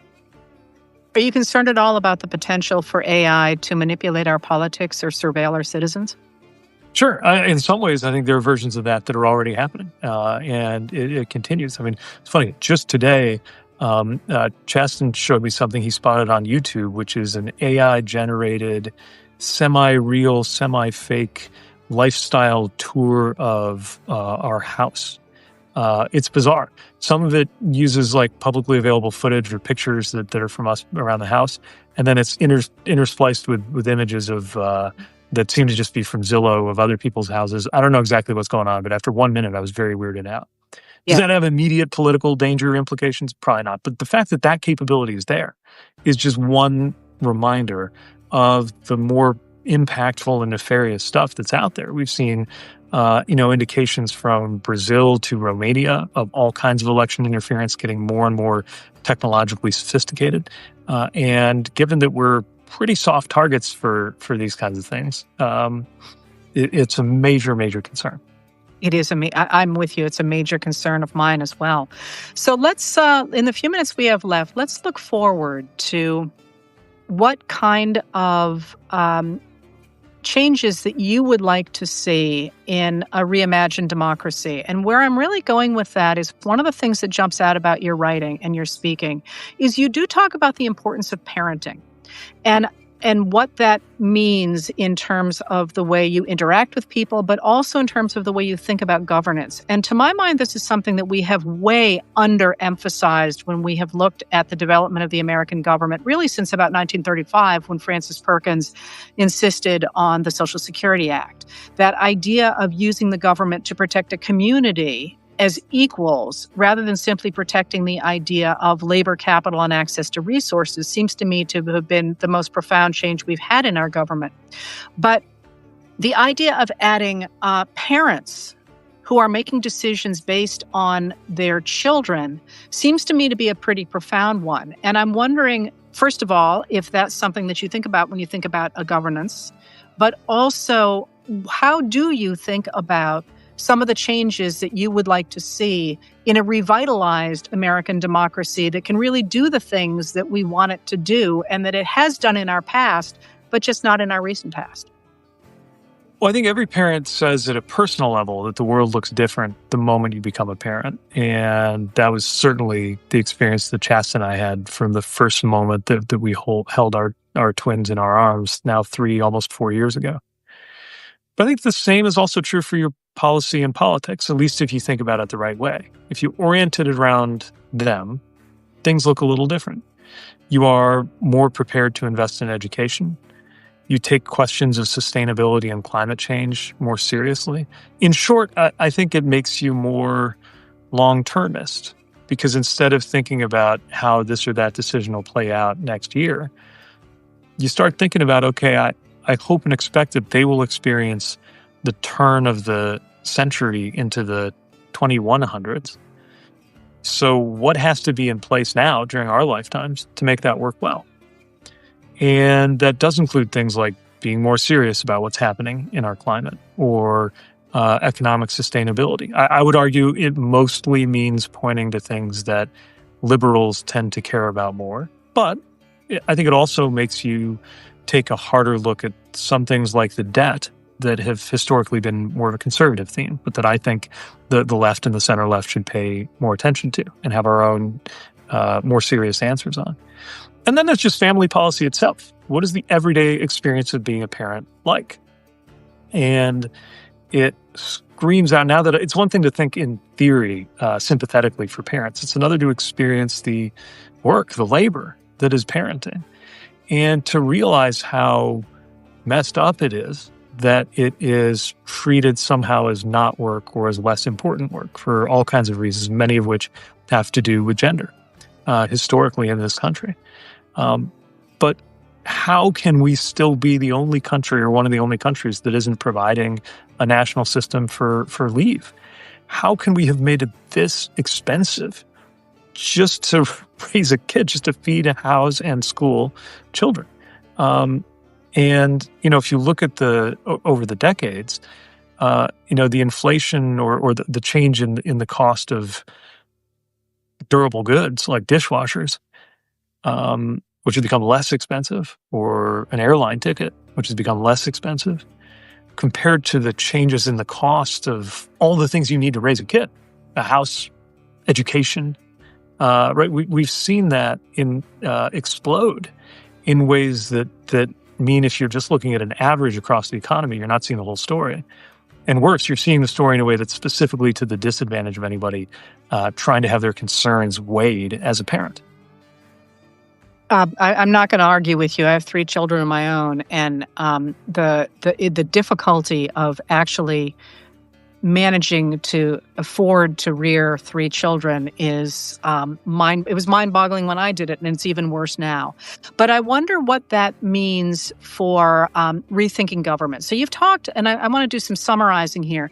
You've talked about focusing on consensus, and you're right. On issues that are not explicitly polarized, Americans agree overwhelmingly. I believe you're 2/3 of people for things like higher taxes on the wealthy, or common sense gun safety legislation, and so on, might even be a little bit low. So you've talked about building consensus. You've talked about working at the local level on issues that people can't really look at and get a different perspective on whether or not there are potholes in the street.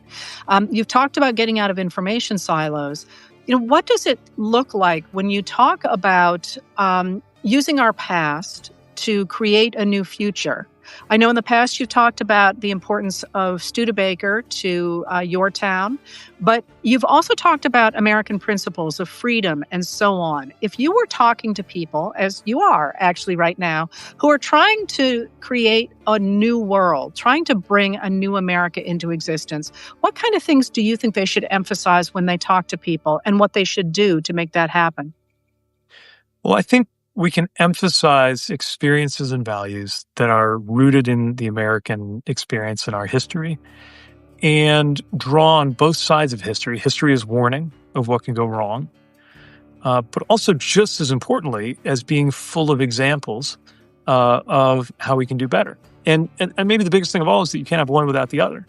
You can't understand the courage of the leaders of the civil rights movement without understanding the darkness of what they were up against. All of the most inspiring and greatest moments in America have been moments in which we were facing down some of our darkest demons as a country. And I think we're facing down some pretty dark demons as a country right now. In terms of principles, I'm a big believer in continuing to think in terms of freedom, not just negative conceptions of freedom from, although there's a lot to be said on that, especially as we're trying to really assert what it means to not have a king in this country, but also freedom too.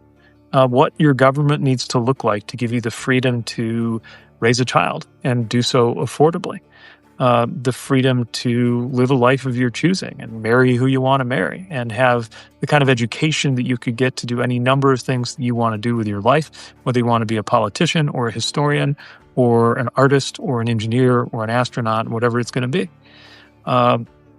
Those kind of thicker forms of freedom versus just the way it's been talked about most of my life, where freedom is just about avoiding a rule or a regulation, I think are a really important way to build consensus, or at least appeal to shared values, but also entail some very specific policies, which some people are against. And we should have that debate and that argument.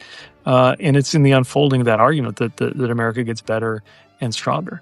The biggest thing I would like for people to feel is that it's the very difficulty, unpleasantness to put it mildly, pain might be a better word, of this moment that signals how important it is.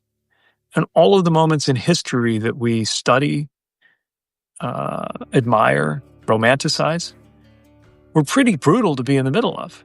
That's what makes them so interesting. For better or for worse, we're in one of those now. And that should propel us to think more originally, as so many things get burned down around us, about what we would build instead. I just want to add your concept there of freedom to, which involves government actually doing things as opposed to freedom from, is crucially important. And while I wanted to give you that last word, I do want to make sure people heard that, because it's a really important reconception in the present of what freedom means, but it's not new to American history. In fact, we've talked about that a lot in our past. So I want to thank you, Mr. Secretary, for taking the time to be here. And the door is always open. I love that you are looking so forward to what we can create out of this mess, because we need that kind of hope and we need that kind of enthusiasm. And I'll be fascinated to see what you come up with. Thank you for being here. Well, likewise. Thanks so much for the conversation. I'll look forward to the next one, and hopefully I can keep my promise and we can talk about Puritans a little more. I'll look forward to it. Thanks a lot. Take care.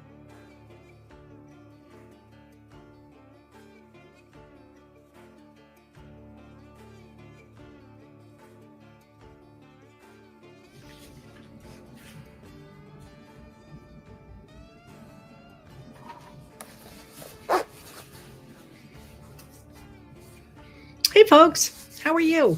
Hope it's warmer where you are than where I am. This has been a really cold spring. Morristown, New Jersey, there you go. Suburban Chicago. Up down the coast, Beth. I hope you're warmer than I am. Naperville, I grew up part-time in Wheaton, so I remember Naperville not very well. New Jersey, Pittsburgh. Oh, I love Pittsburgh. And Grand Rapids, Michigan is here. And now we've got Facebook, so I think we're all set to go. Let me jump in here. So everybody is asking questions about martial law. And I want to just say right now, stop it. Trump is very effectively manipulating the way people think about him and about this moment. This is a moment to be very frightened, for sure, and there are a number of things we have to do. But let me lay out to you what this country looked like just a week ago, all right? Think about it. Trump's tariffs were already a disaster. They had badly cut into world trade and into American economic growth. Those numbers have continued bad throughout this week, with economists saying that the world economic growth will be cut in half because of them. And of course, the biggest loser is the United States of America, who was on track to have economic growth of about 2.8% this year, the same as 2024, which is good. 3 is, something that presidents cheer about. 2.8% is very respectable. It's a good number, and that's what we had in 2024. Now the economists are cutting that down to 1.4% because of Trump's trade walls, because of these extreme tariffs. So they are not working. They are not popular. And he promised that he would hammer out 90 deals in 90 days. We have this many. And at the same time, there was an article in the New York Times today about how the U.S. is trying to negotiate with China for the magical return of the system we had before Trump put the tariffs on. Literally, they're trying to negotiate to get back to where we were.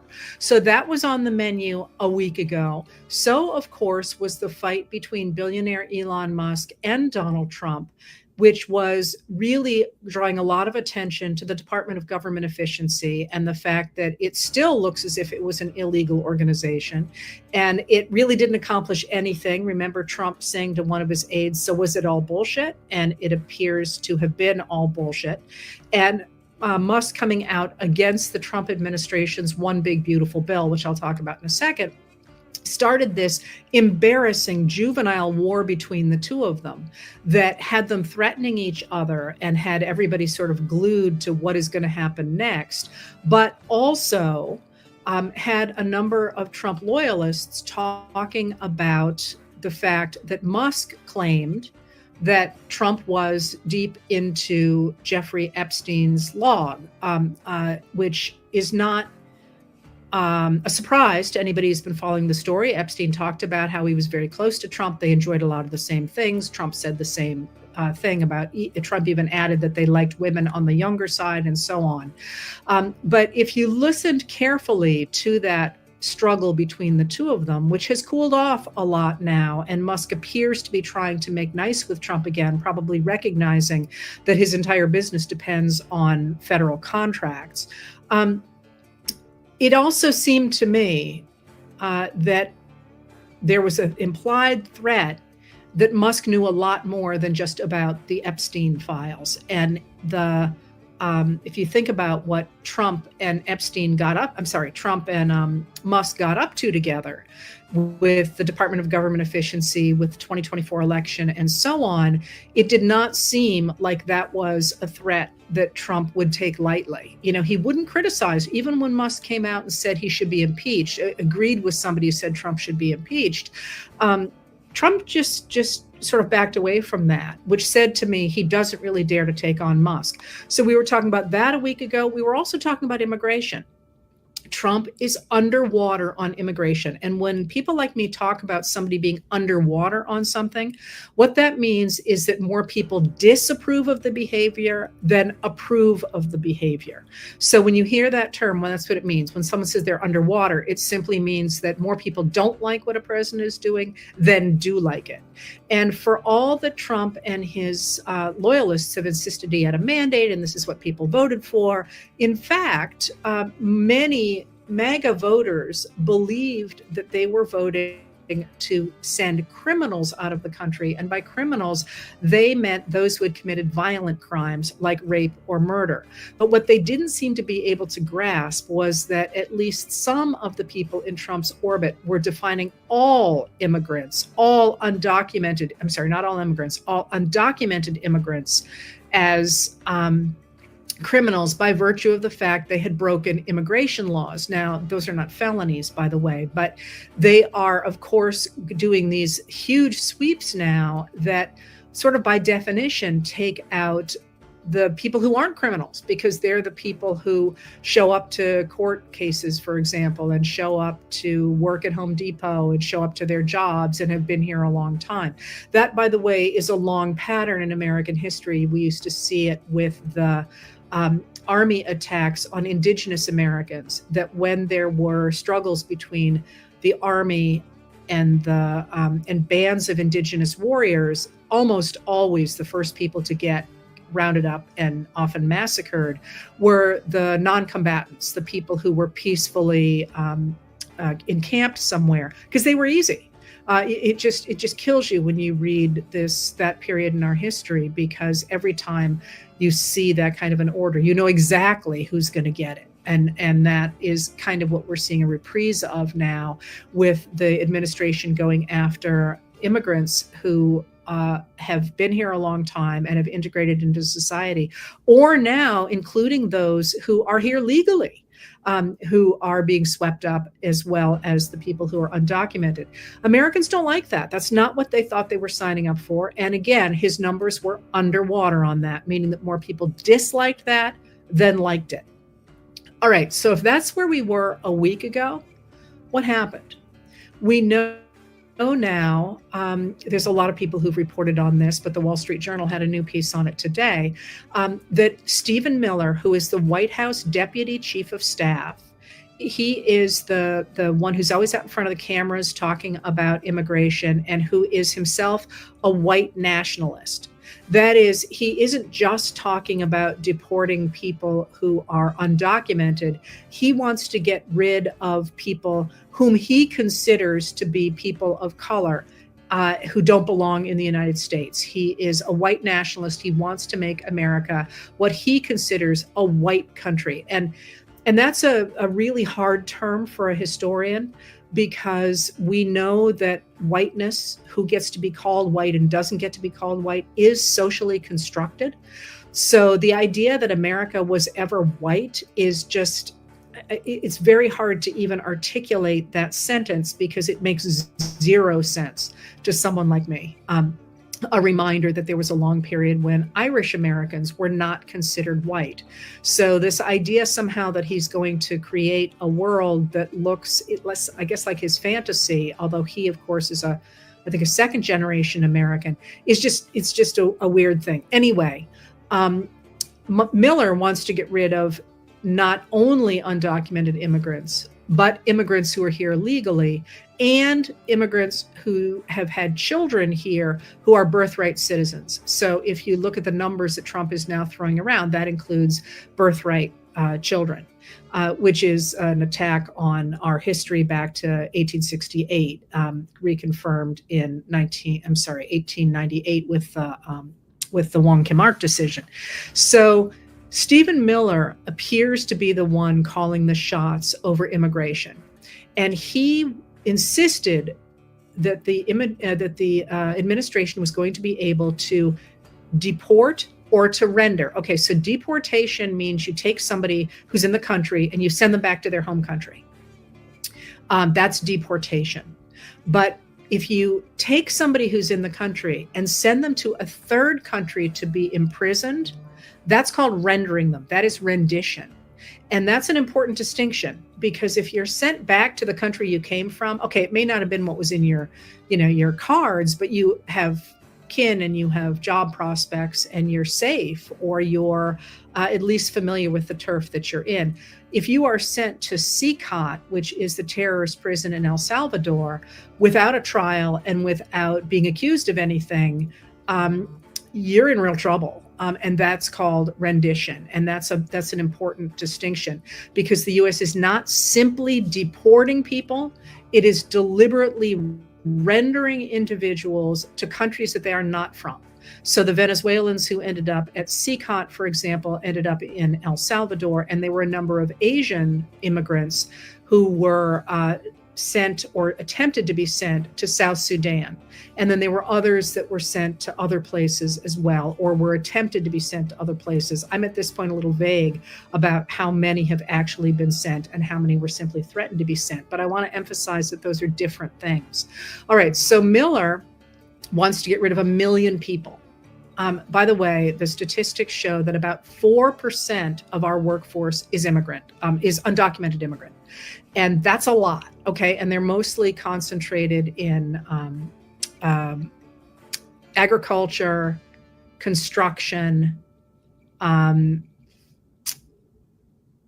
I'm going to go with hospitality, but there's another one as well that I'm not coming up with. So that's a big proportion of our workforce. And he wants to get rid of 1 million people a year. But in fact, this is going to be really difficult for a number of reasons. And one of the reasons that you have to have your head around is that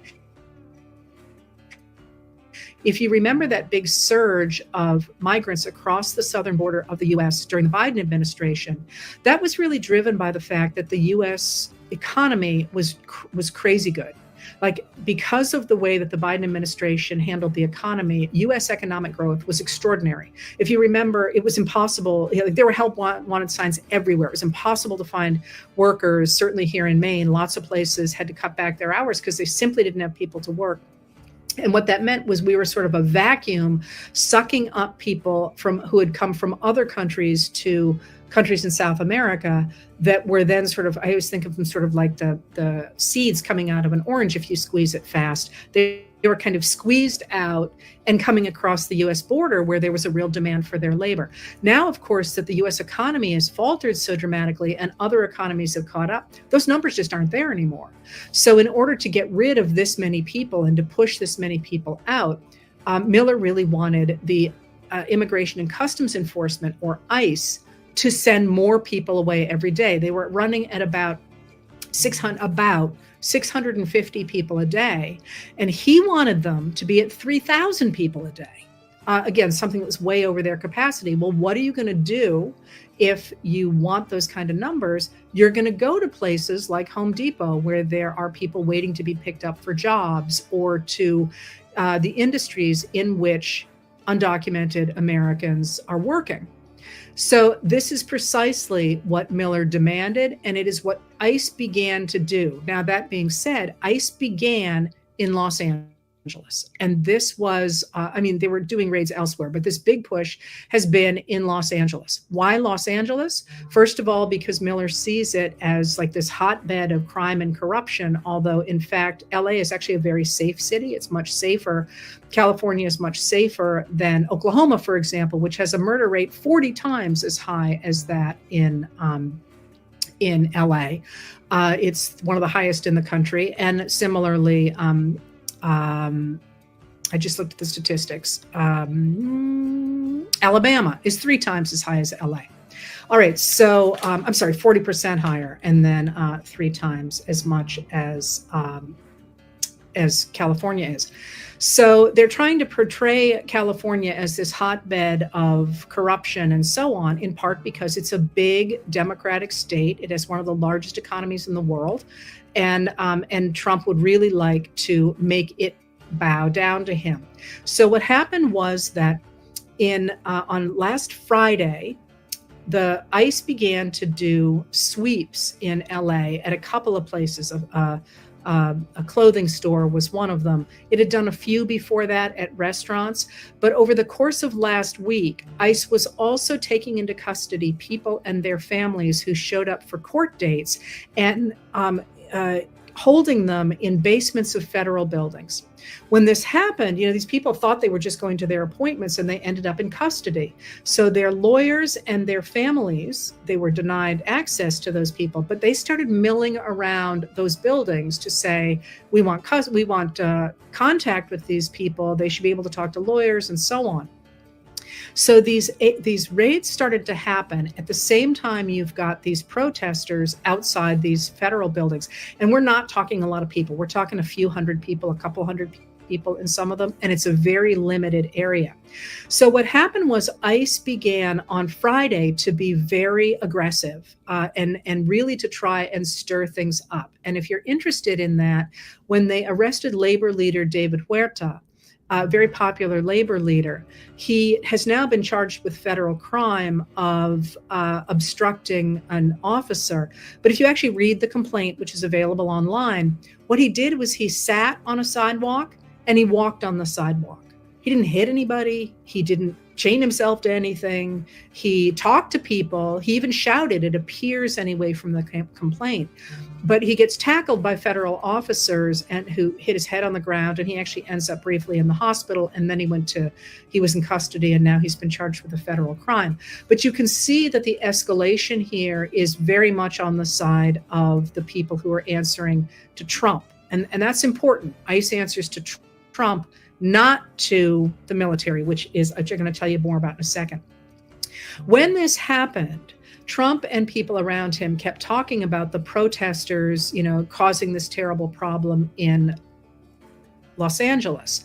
And, there were some fires. It's not clear that those weren't set off by the flashbang grenades or the tear gas canisters that the agents were handling.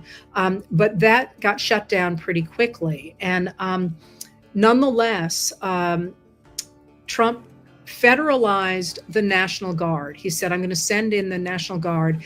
And he sent in first 2,000 and then 4,000 of California National Guard members to, as he said, support ICE and local law enforcement. But neither the governor nor the mayor of LA wanted those reinforcements and said they didn't need them, that this was a deliberate attempt to escalate things. On top of that, Trump then said he was going to send in 700 Marines. This was yesterday. And now, of course, today, he threatened that if anybody protests during the Saturday parade, although I think he got the date of it wrong, the Saturday parade, they will be met with huge force. So let's just untangle here what he's doing. Trump is trying, first of all, to suppress dissent against himself and against his administration and make it look like he is in power. But this is actually from a real position of weakness. It's a dangerous time. It's a frightening time. But a couple of things. First, California has already sued to say you cannot federalize the National Guard under these circumstances. And I'll tell you a little bit more about that in a second. But have you watched the Marines? One of the things that I always wish people would do more of is, I think if you are not involved in the military, you tend to see it as sort of monolithic.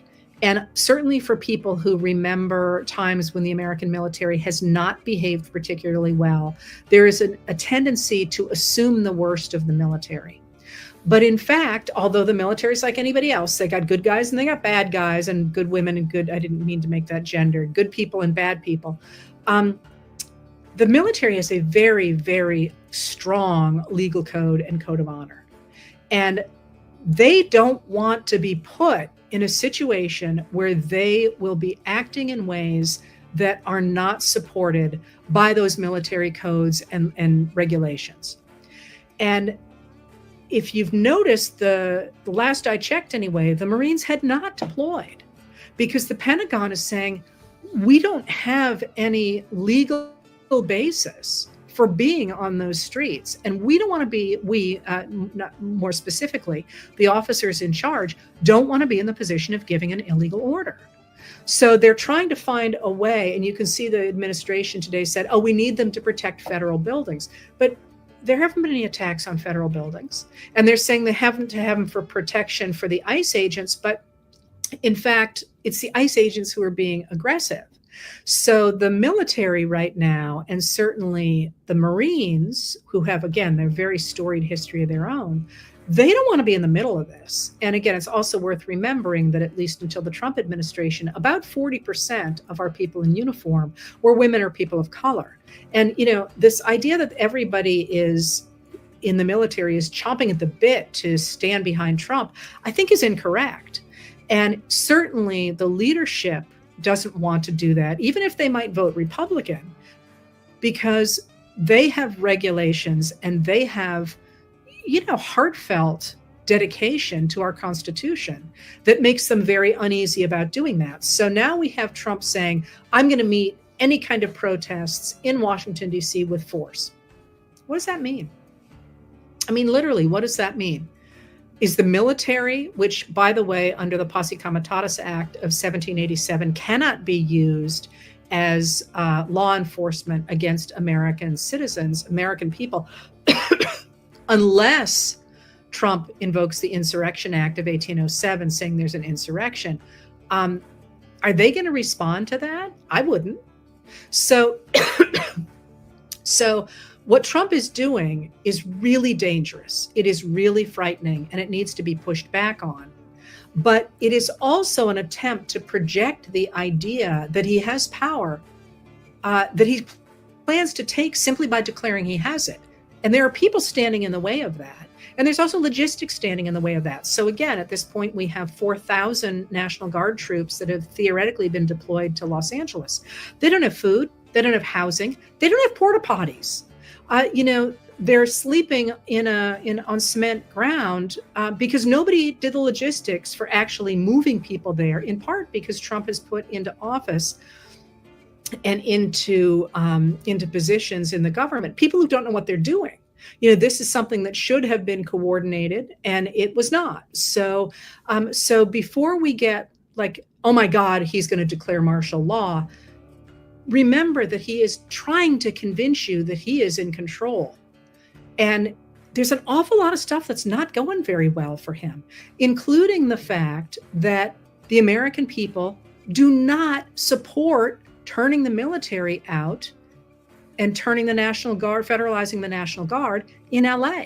They don't like that. They're not standing behind that. They're actually against him doing that.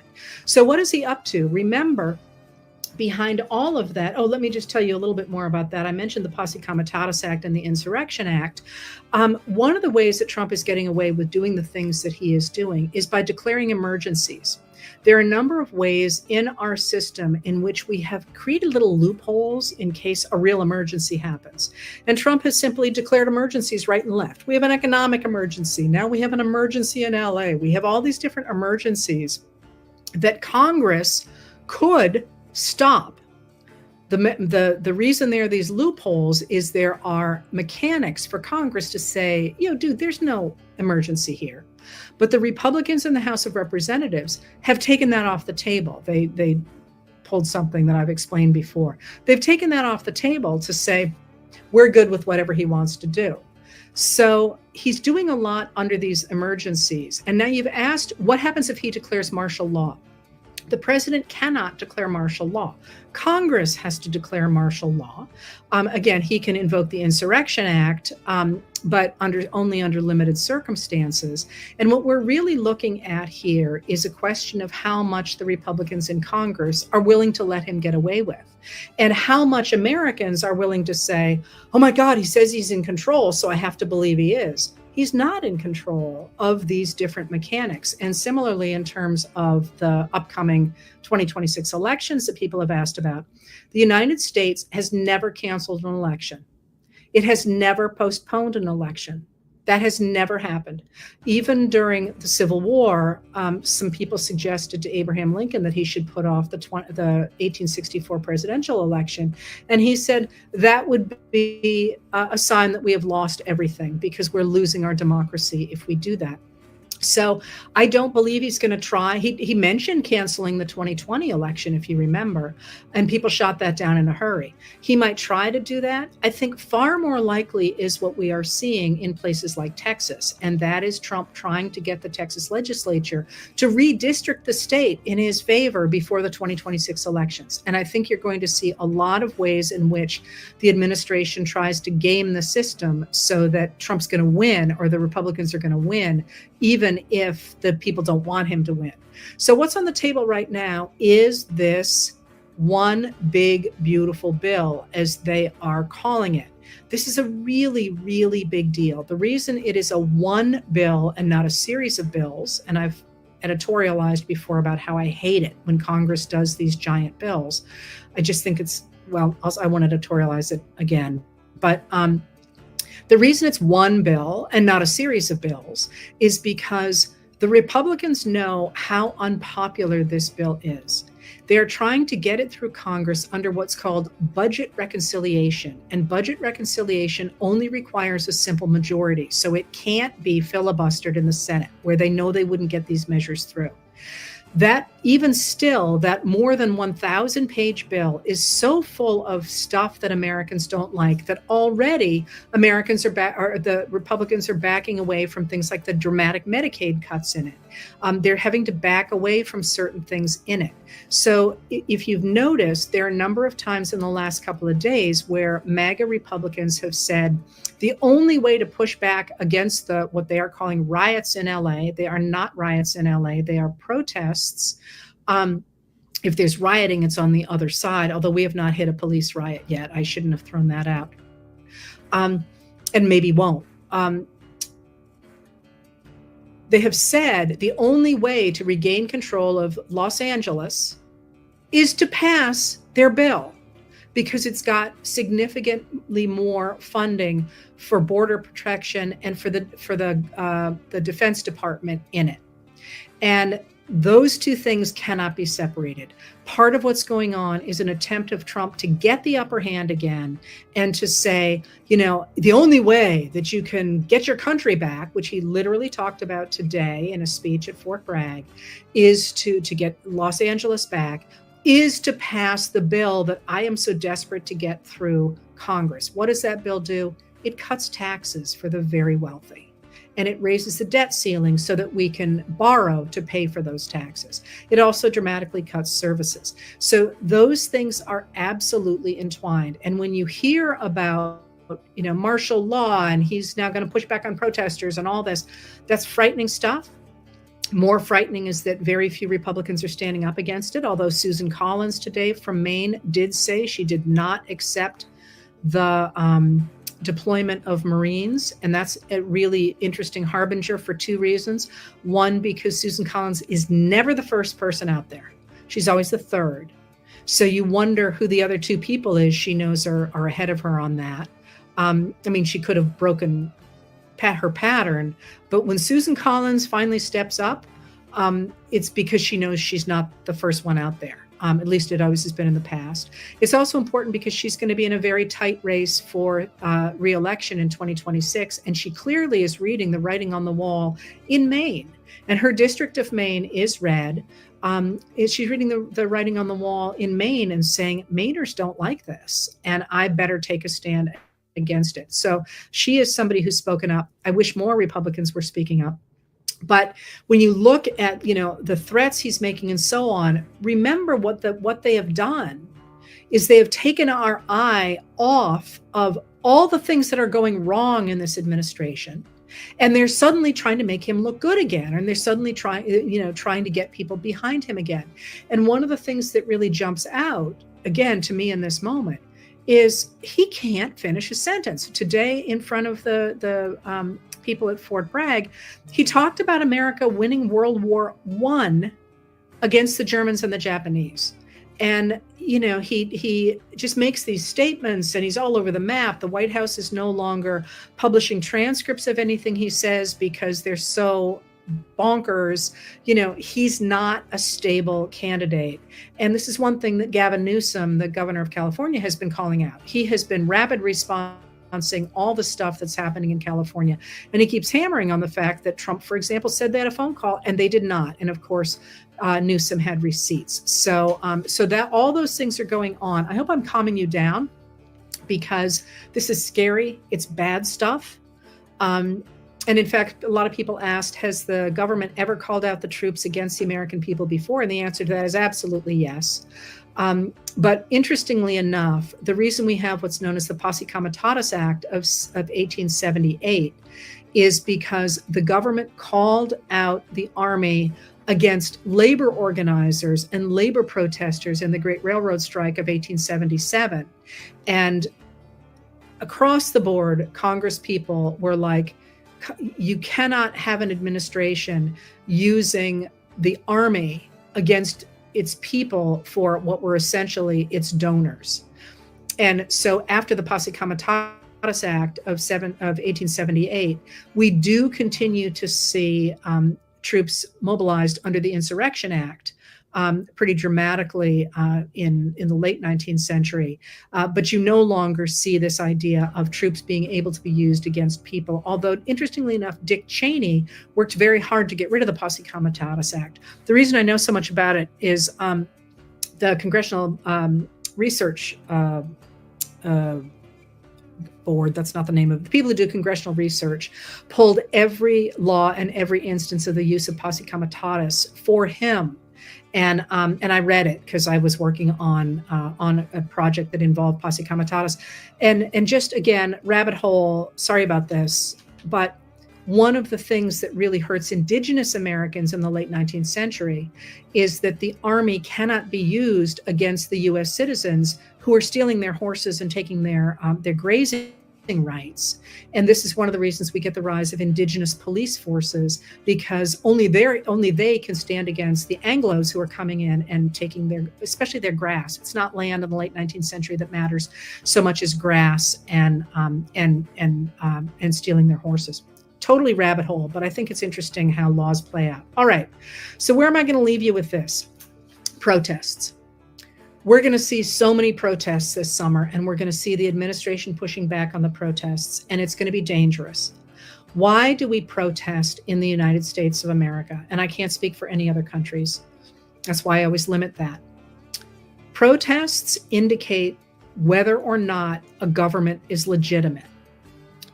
That's why they matter. You are not protesting to get rid of a certain senator. You are not protesting to say, I want a different law.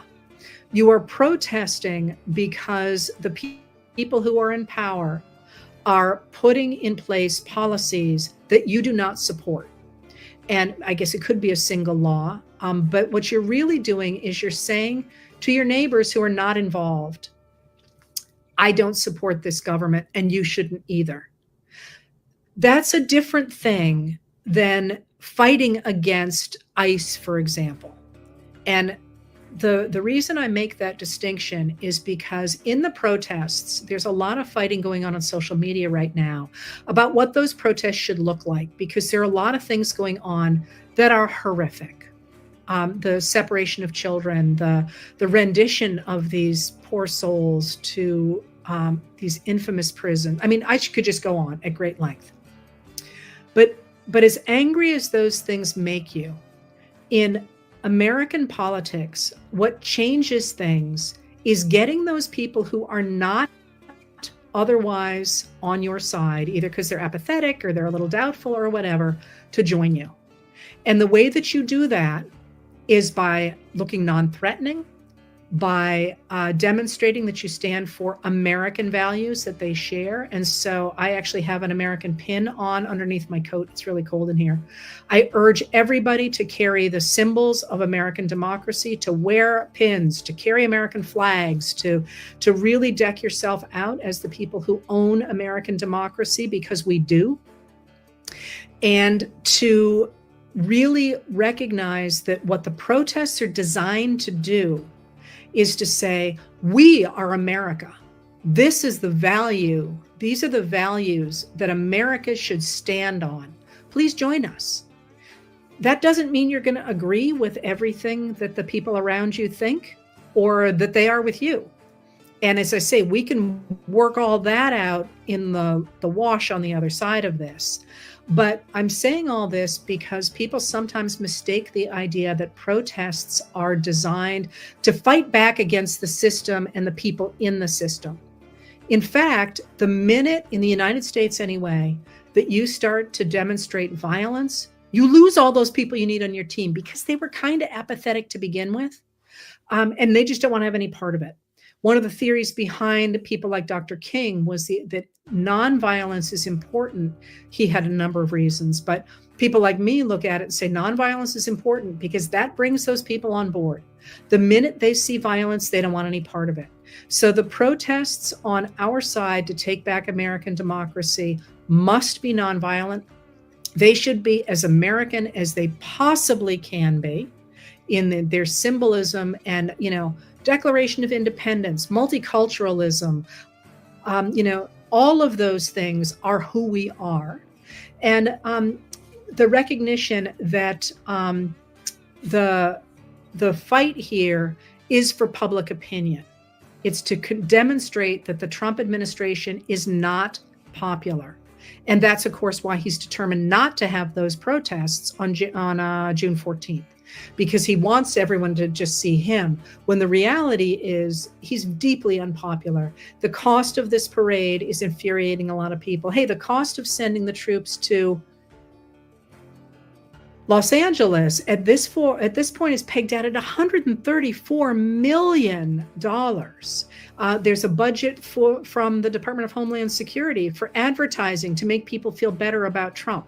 All that stuff are things that Americans don't like. So going into this moment, when you're thinking about things you can do, recognize that the war, and I mean that is going to happen for the next several months, is for legitimacy, is for the idea that we are the Americans, and those people who are ripping children away from their parents are not. They are not representing our values. So it's just kind of a different lens to look at protesting, but it also means that the protesting that goes on in the streets should look a certain way, but you don't have to just protest in the streets at certain times. You need to be anywhere where the discussion of American values, and by that I mean book banning and school boards and education and art and science. There's all kinds of programs to stand up for science this summer. You need to be in those places. And you also need to be on social media saying to people what it is that's happening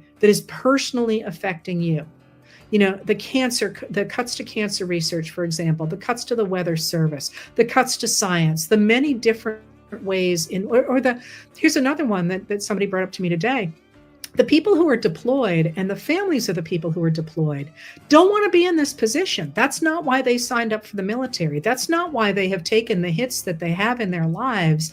They don't want to be political pawns. They're there to defend the United States of America. The degree to which we can speak up about that will help to convince people who are not that involved right now to get involved, because we need their voices. We need at least 3.5% of the American population, and we need continually to demonstrate that those people in power Those vicious people in power who are also showing their incompetence are not the people that we want to have carry this country forward.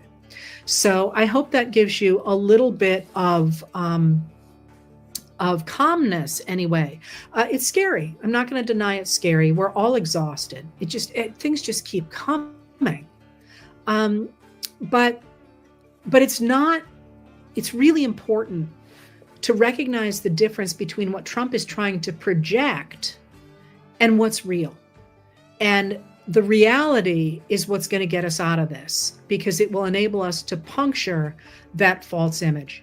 And again, you can see this all over social media. There's all kinds of bots and trolls working nonstop overtime to try and convince us that the protesters in LA are violent. And this is very much a psychological operation. We need to push back with that same kind of fervor. All right. Hope that's enough for today. I'm going to go back to writing and, keep the faith, because it's going to be a hell of a ride. But we have no choice but to move forward. And I'm ever so proud to be doing this with you all. I'll see you soon.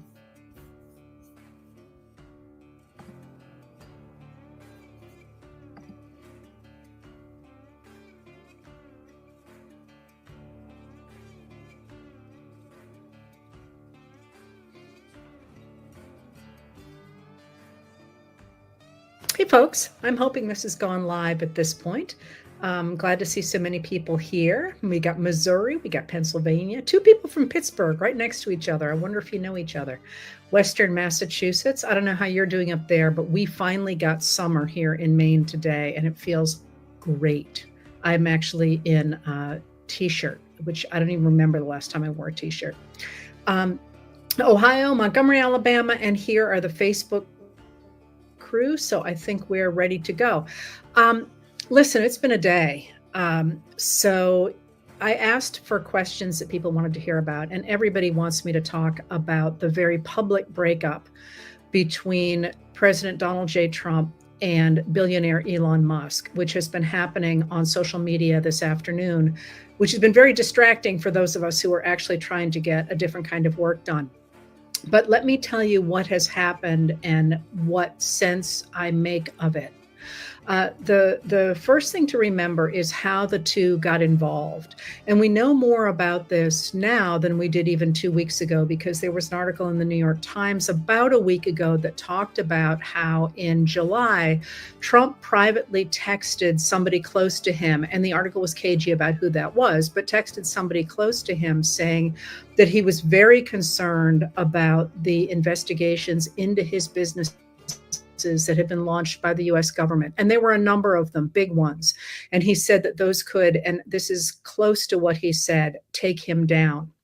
So he started to get involved with Donald Trump, with whom he had not been involved very much previously.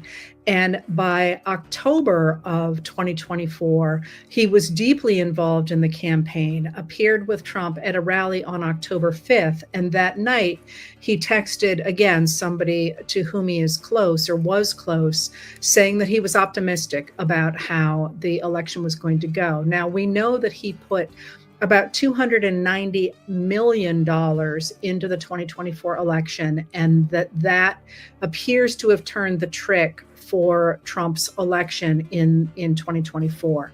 So that's where the two of them sort of started to come together. Now, once Trump was elected, if you remember, which honestly seems like a million years ago, but it was not all that long ago. It wasn't 6 months ago.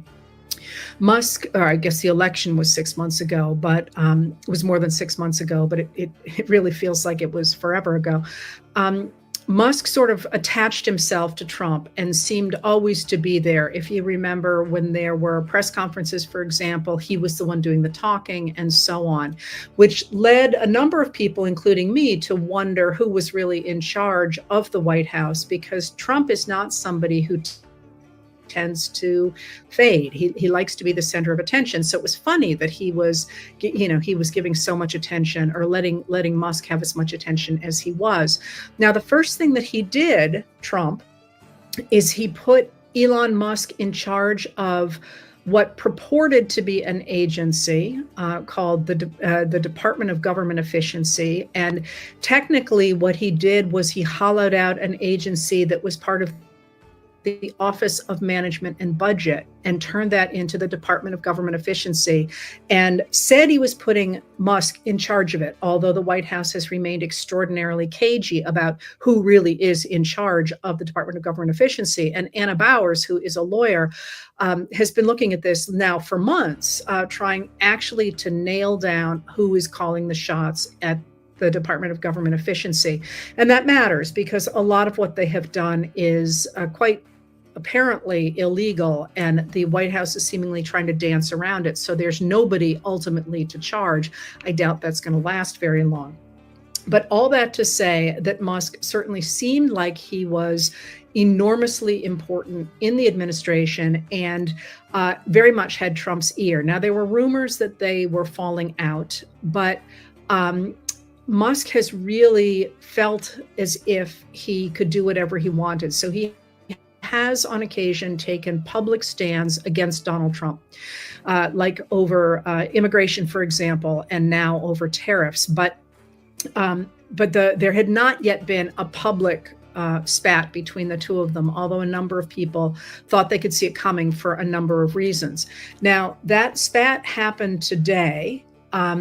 The public spat happened today, and it has been escalating throughout the day, with Musk putting more and more inflammatory things on his social media platform X, which used to be known as Twitter.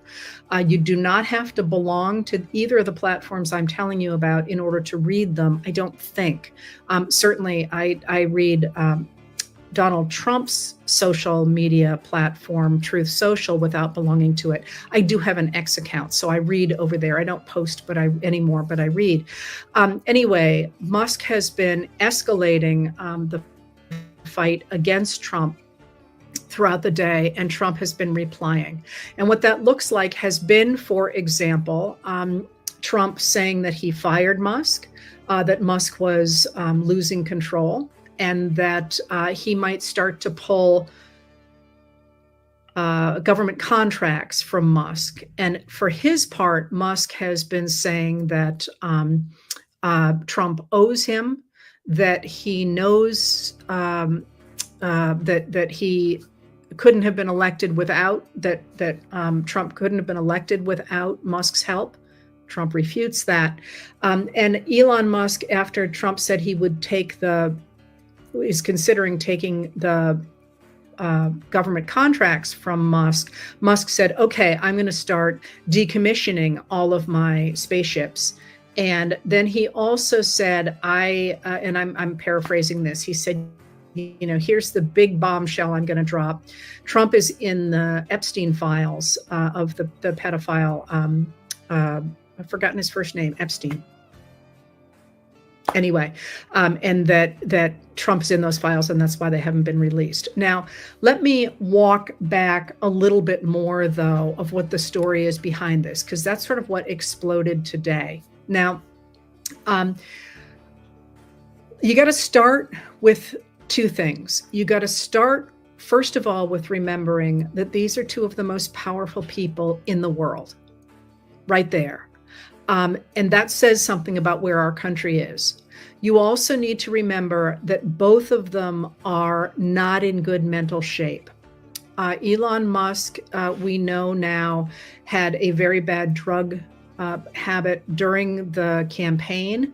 The people who wrote an article about that could not confirm that he is continued to have that habit, but certainly a lot of the images of him in the Oval Office, for example, or at Trump's inauguration, look to at least my untrained eye as if he is quite high. So he's got a fairly pronounced drug habit, and Trump is mentally falling apart, and he has been for quite a while. And this, to me, is just astonishing that this isn't a bigger conversation in our public discourse. But the two of them are both mentally deteriorating, and they are both also accustomed to getting their way and being able to do whatever they want and being the center of attention. So a lot of people are like, well, are they really fighting? Are they not really fighting? one of the things I would urge you to do is not to think about politicians really as being any different than the rest of us, except that most of them really want to be liked. So if you knew these two people and you had been watched these two people in your life for as long as you have, do you think that they could maintain a facade of a fight that wasn't real? And I just don't think they could.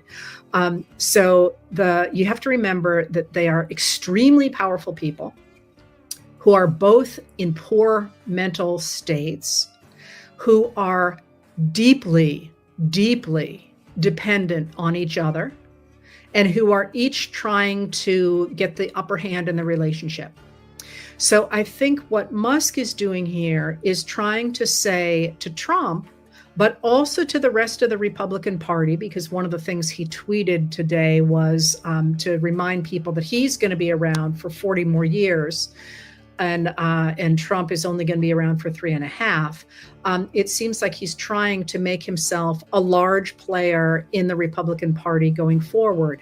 And yet, it is also worth remembering that he has been badly damaged by the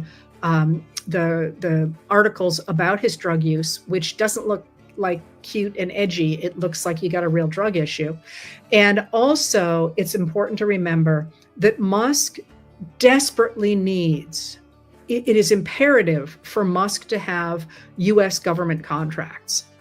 He needs those, and he needs the government not to look into his companies, which pretty openly flout a lot of laws.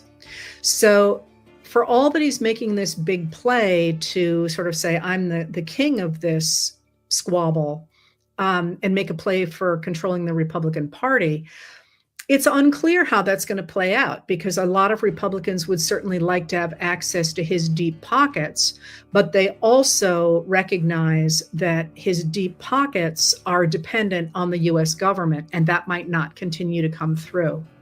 Now, on the other side of it, Trump needed Musk for his money. He needed Musk to put him over the top in the election. But it's worth remembering that both Musk and Trump have been engaged in what Josh Marshall of Talking Points memo has called a vast criminal enterprise. That is, a lot of what the Department of Government Efficiency did was illegal, pretty openly illegal. And Musk certainly understands the crypto mess that Trump's family and Trump himself have been making money from.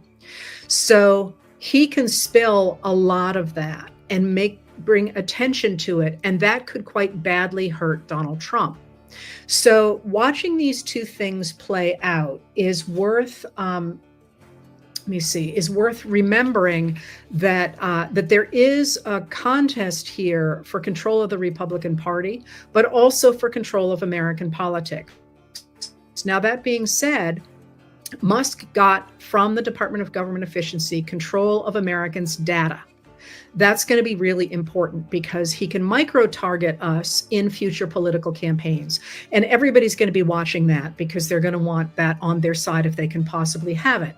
Now, at the same time, it's worth remembering that Russia also significantly helped Trump in 2016. He tried to help him in 2020 and helped in 2024, and once again is meddling in the United States. Now, Russia is much less well inclined toward Trump in this moment. At the same time that Musk is also quite tightly tied to Vladimir Putin, was always talking to Vladimir Putin before the 2024 election. So Russia is also kind of in there, and whether they will side with Musk or whether they will side with Trump or whether they will simply withdraw aid from Trump, it's not clear how that is going to play out. The other piece of this is that for all that Musk needs the U.S. government, the U.S. government also needs Musk because we have relied so heavily on his SpaceX company to get satellites into orbit. We really can't do it ourselves any longer. We don't have the capacity to do that yet, and it would take a long time to replace that. So in this moment, Musk is obviously making the call that the U.S. government is going to need him. So it's going to have to keep him around and keep on his good side to get SpaceX to put satellites in orbit. It's not clear to me either how that will play out, because there are a number of ways that the U.S. government could, in fact, take over Musk's SpaceX. We don't tend to do that nowadays, but certainly in our history, the government has taken over imperative national security industries. And there are also other countries that are launching satellites as well, although not at the same rate that Musk can. I mean, we can launch satellites in the US government, just not at the rate that Musk can. One of the reasons that people like me, who were so not keen on Musk having the power he did over our satellite capacities, is because we don't want to be held over a barrel by one guy.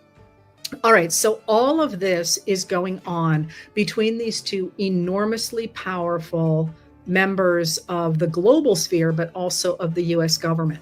Now, the other thing that I would urge you to think about in this moment is how gleefully the media is covering this, which says to me a lot about the US media. That is, it is entertaining for sure. Lots of people saying, hey, we've got our popcorn.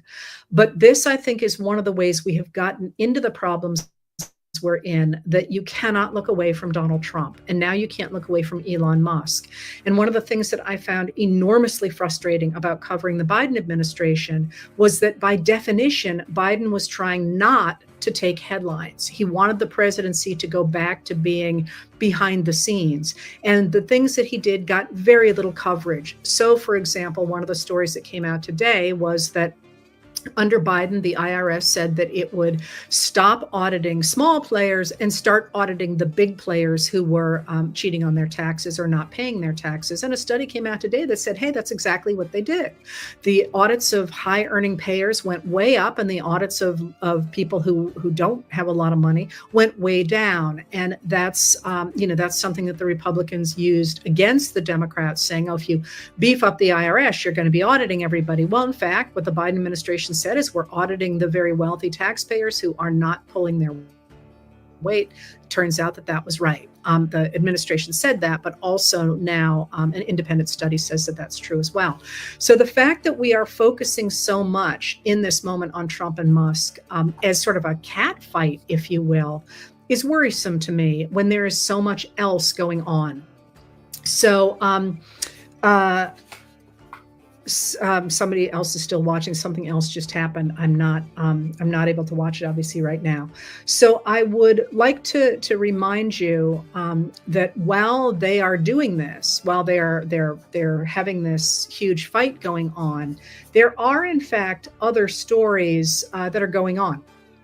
So the fight over control of the Republican Party has been brewing for a long time. I've been talking about this since before the election, that there are these different factions in the Republican Party under Trump that are fighting for control of it. And one of the things about the Department of Government Efficiency that is really increasingly clear is that what Musk was really doing was he was sucking up as much data as he could from the US government for his artificial intelligence so that he could build better models using our information, sort of turning us into a product, if you will, that he could make money from. In fact, the person who decided where the Department of Government Efficiency cuts were going to come from appears to have been Russell Vogt. And Russell Vogt is the director of the Office of Management and Budget. Remember, I said that the Department of Government Efficiency, they shoehorned into another agency that was under the Office of the Department of Budget, the Office of Management and Budget. There we go. And that is likely in part because that would then keep it under Vogt's control. Vogt is a Christian nationalist who wants to enact Project 2025. And Project 2025 is that attempt of about 100 different right-wing organizations to create a blueprint for the 2024 Trump administration that said we would have to create a very strong president, essentially a dictator, and to get rid of the U.S. government, get rid of the secular U.S. government, turn it into a group of loyalists to Trump, and begin to put in place the kinds of laws that Christian nationalists want. Part of that is centering what they call the family, and their version of the family is heteronormative. They don't believe in queer people, gay people, anything other than heteronormative relationships that are headed by a strong father and a subservient wife in order, as they say, to protect children. You can see how they are starting to put that in place with things like the Order of Tuesday, saying that the government would no longer enforce the guidance of the Biden administration, that emergency rooms that accept Medicare, which is virtually all of them, have to perform emergency abortions if a pregnant woman appears and needs to be stabilized through an abortion to save a bodily organ or to stop severe hemorrhaging. And they're not going to honor that anymore because they believe that that they want to stop abortion to the point that even if it risks a woman's internal organs or her life, they're okay with that. So Russell Vogt is still very much in charge of the Department of Government Efficiency, and they are continuing to try and put that into place. You also have the Stephen Miller wing of the party that is, or the MAGA party, that is behind the immigration deportations and renditions of individuals to other countries, to prisons in other countries, in third countries, which is not deportation. Deportation is when they send somebody back to their home country, but sending them to prison in a third country is a whole different kettle of fish. Miller has been furious because there has not been enough rendition, enough arrests, enough deportations to make him happy. He wants to increase those deportations from about 600 a day to about 3,000 a day. And he's been putting a lot of pressure on law enforcement to do that. And as he has done that, they have been pulling law enforcement officers off of terrorism cases, off of criminal cases, off of all the things that they normally would do in order to get them to round up immigrants that are, many of whom are here legally. Miller believes in creating a white society, and he wants to get rid of all of those people.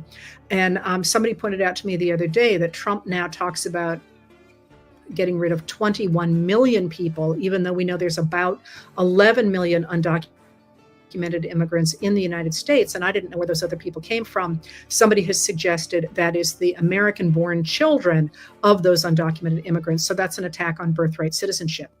So while this fight is going on between Musk and Trump, one of the people who jumped in with both feet instantly was Steve Bannon, the media mogul who was behind Trump's election in 2016, had a falling out with him, and now is sort of back on the MAGA train. And Bannon is all about getting rid of Musk. And he is now saying, hey, just so we're on the same page here, Mr. Trump, remember that Elon Musk is probably an illegal immigrant, is what he called him in his own tweet or something. So that's there too, this fight going on in the Republican, in the MAGA party between the immigration group, the 2025 group, and they work together. But then we also have the tech bros, and the tech bros seem to be at this point represented by Musk. But of course, J.D. Vance is very closely allied to Peter Thiel, who is another tech bro, and they also want to destroy the U.S. government. In their case, not only because they want to get rid of all the secular pieces of the American government, but also because both Thiel and Vance want to impose Christian nationalism on the United States. It's such a mess, man. If you wrote this in a novel, nobody would believe it. All right, but here are the other things that are going on that people are not paying attention to. First of all, please don't forget that the Department of Government Efficiency remains embedded in our government, sucking up our data and cutting programs that we care deeply about. But there's a bunch of other things that are going on as well. You have mentioned at least one of them, and that's this bill that the Trump administration is trying to wrestle through Congress at this point. Now, the House of Representatives passed the bill. It's an omnibus bill, which means it's got a whole bunch of stuff in it. It's over 1,000 pages long. It's sort of everything but the kitchen sink, and maybe even the kitchen sink. And what it does really quite dramatically is it cuts programs that the American people like, like the Medicaid and the Supplemental Nutrition Assistance Program, or SNAP, what used to be food stamps. basically, it cuts the Affordable Care Act or Obamacare way back. It cuts housing assistance. It cuts credits for things that help the environment. And this is one of the reasons that Elon Musk has turned against it, is because it cuts credits for electric vehicles, which he needs for Teslas, although that's not, he's got other contracts coming in. At the same time it does all that cutting, it also cuts taxes for the very wealthy and corporations and adds more than $4 trillion to the national debt over the next 10 years. And so this is a real sticking point for a lot of right-wing MAGA Republicans who don't want to see an increasing deficit. It's also a sticking point for a lot of business people who recognize that the bond markets are going to completely freak out about this. And in fact, if you remember, this is why the U.S. government's credit was downgraded by Moody's a few weeks ago, is because of the real concern over the growing deficit. So it cuts taxes and it also raises the debt ceiling. I've explained that to you before, but I don't think I need to bother to do that again now. So that bill passed the House under enormous pressure from Trump, but now it's in front of the Senate. A number of senators are vulnerable, and now that Americans are paying attention to the cuts that are in this bill, especially cuts to Medicaid, a lot of senators are feeling like this may not be the best thing to do in front of their constituents. So they're starting to scramble away from it. And this is a huge fight going on in the party because Trump is insisting it has to pass. Musk is now saying, don't pass the bill. He's telling the Republicans, stick with me, don't pass that bill, because he doesn't like the expansion of the debt, he says. He also wants the EV credits. And a number of Republican senators recognize that this bill is underwater by more than 10 points, by double digits.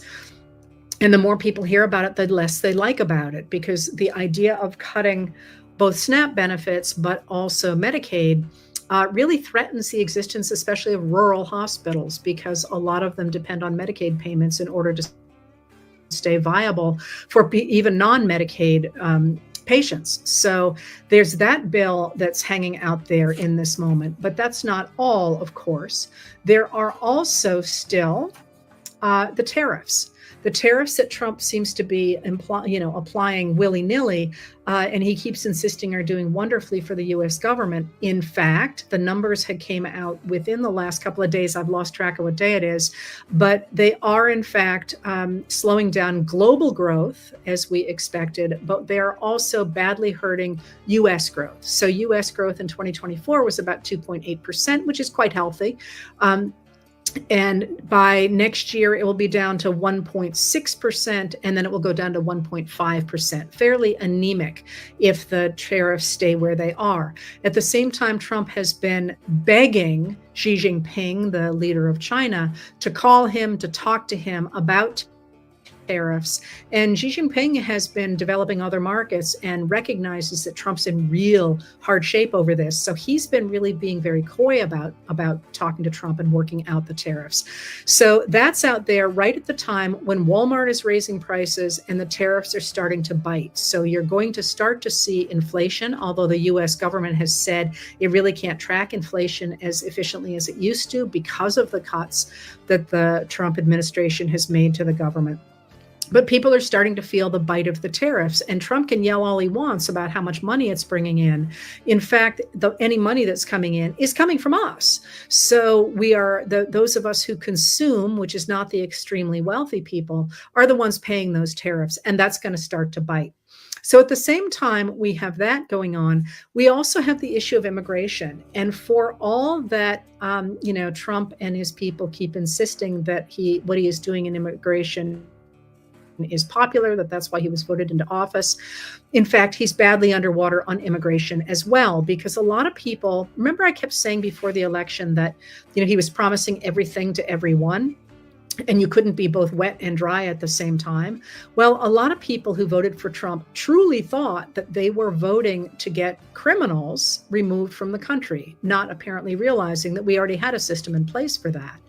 But they thought that he was only going to get rid of murderers and rapists. And as they are taking fourth graders and mothers. And, there's more and more evidence coming out that, in fact, the people they are rendering to prisons in other countries do not have criminal charges or criminal records. People are horrified because they recognize that if they can do that to individuals in this country who are protected under our Constitution does not say that citizens get due process. It says that persons get due process.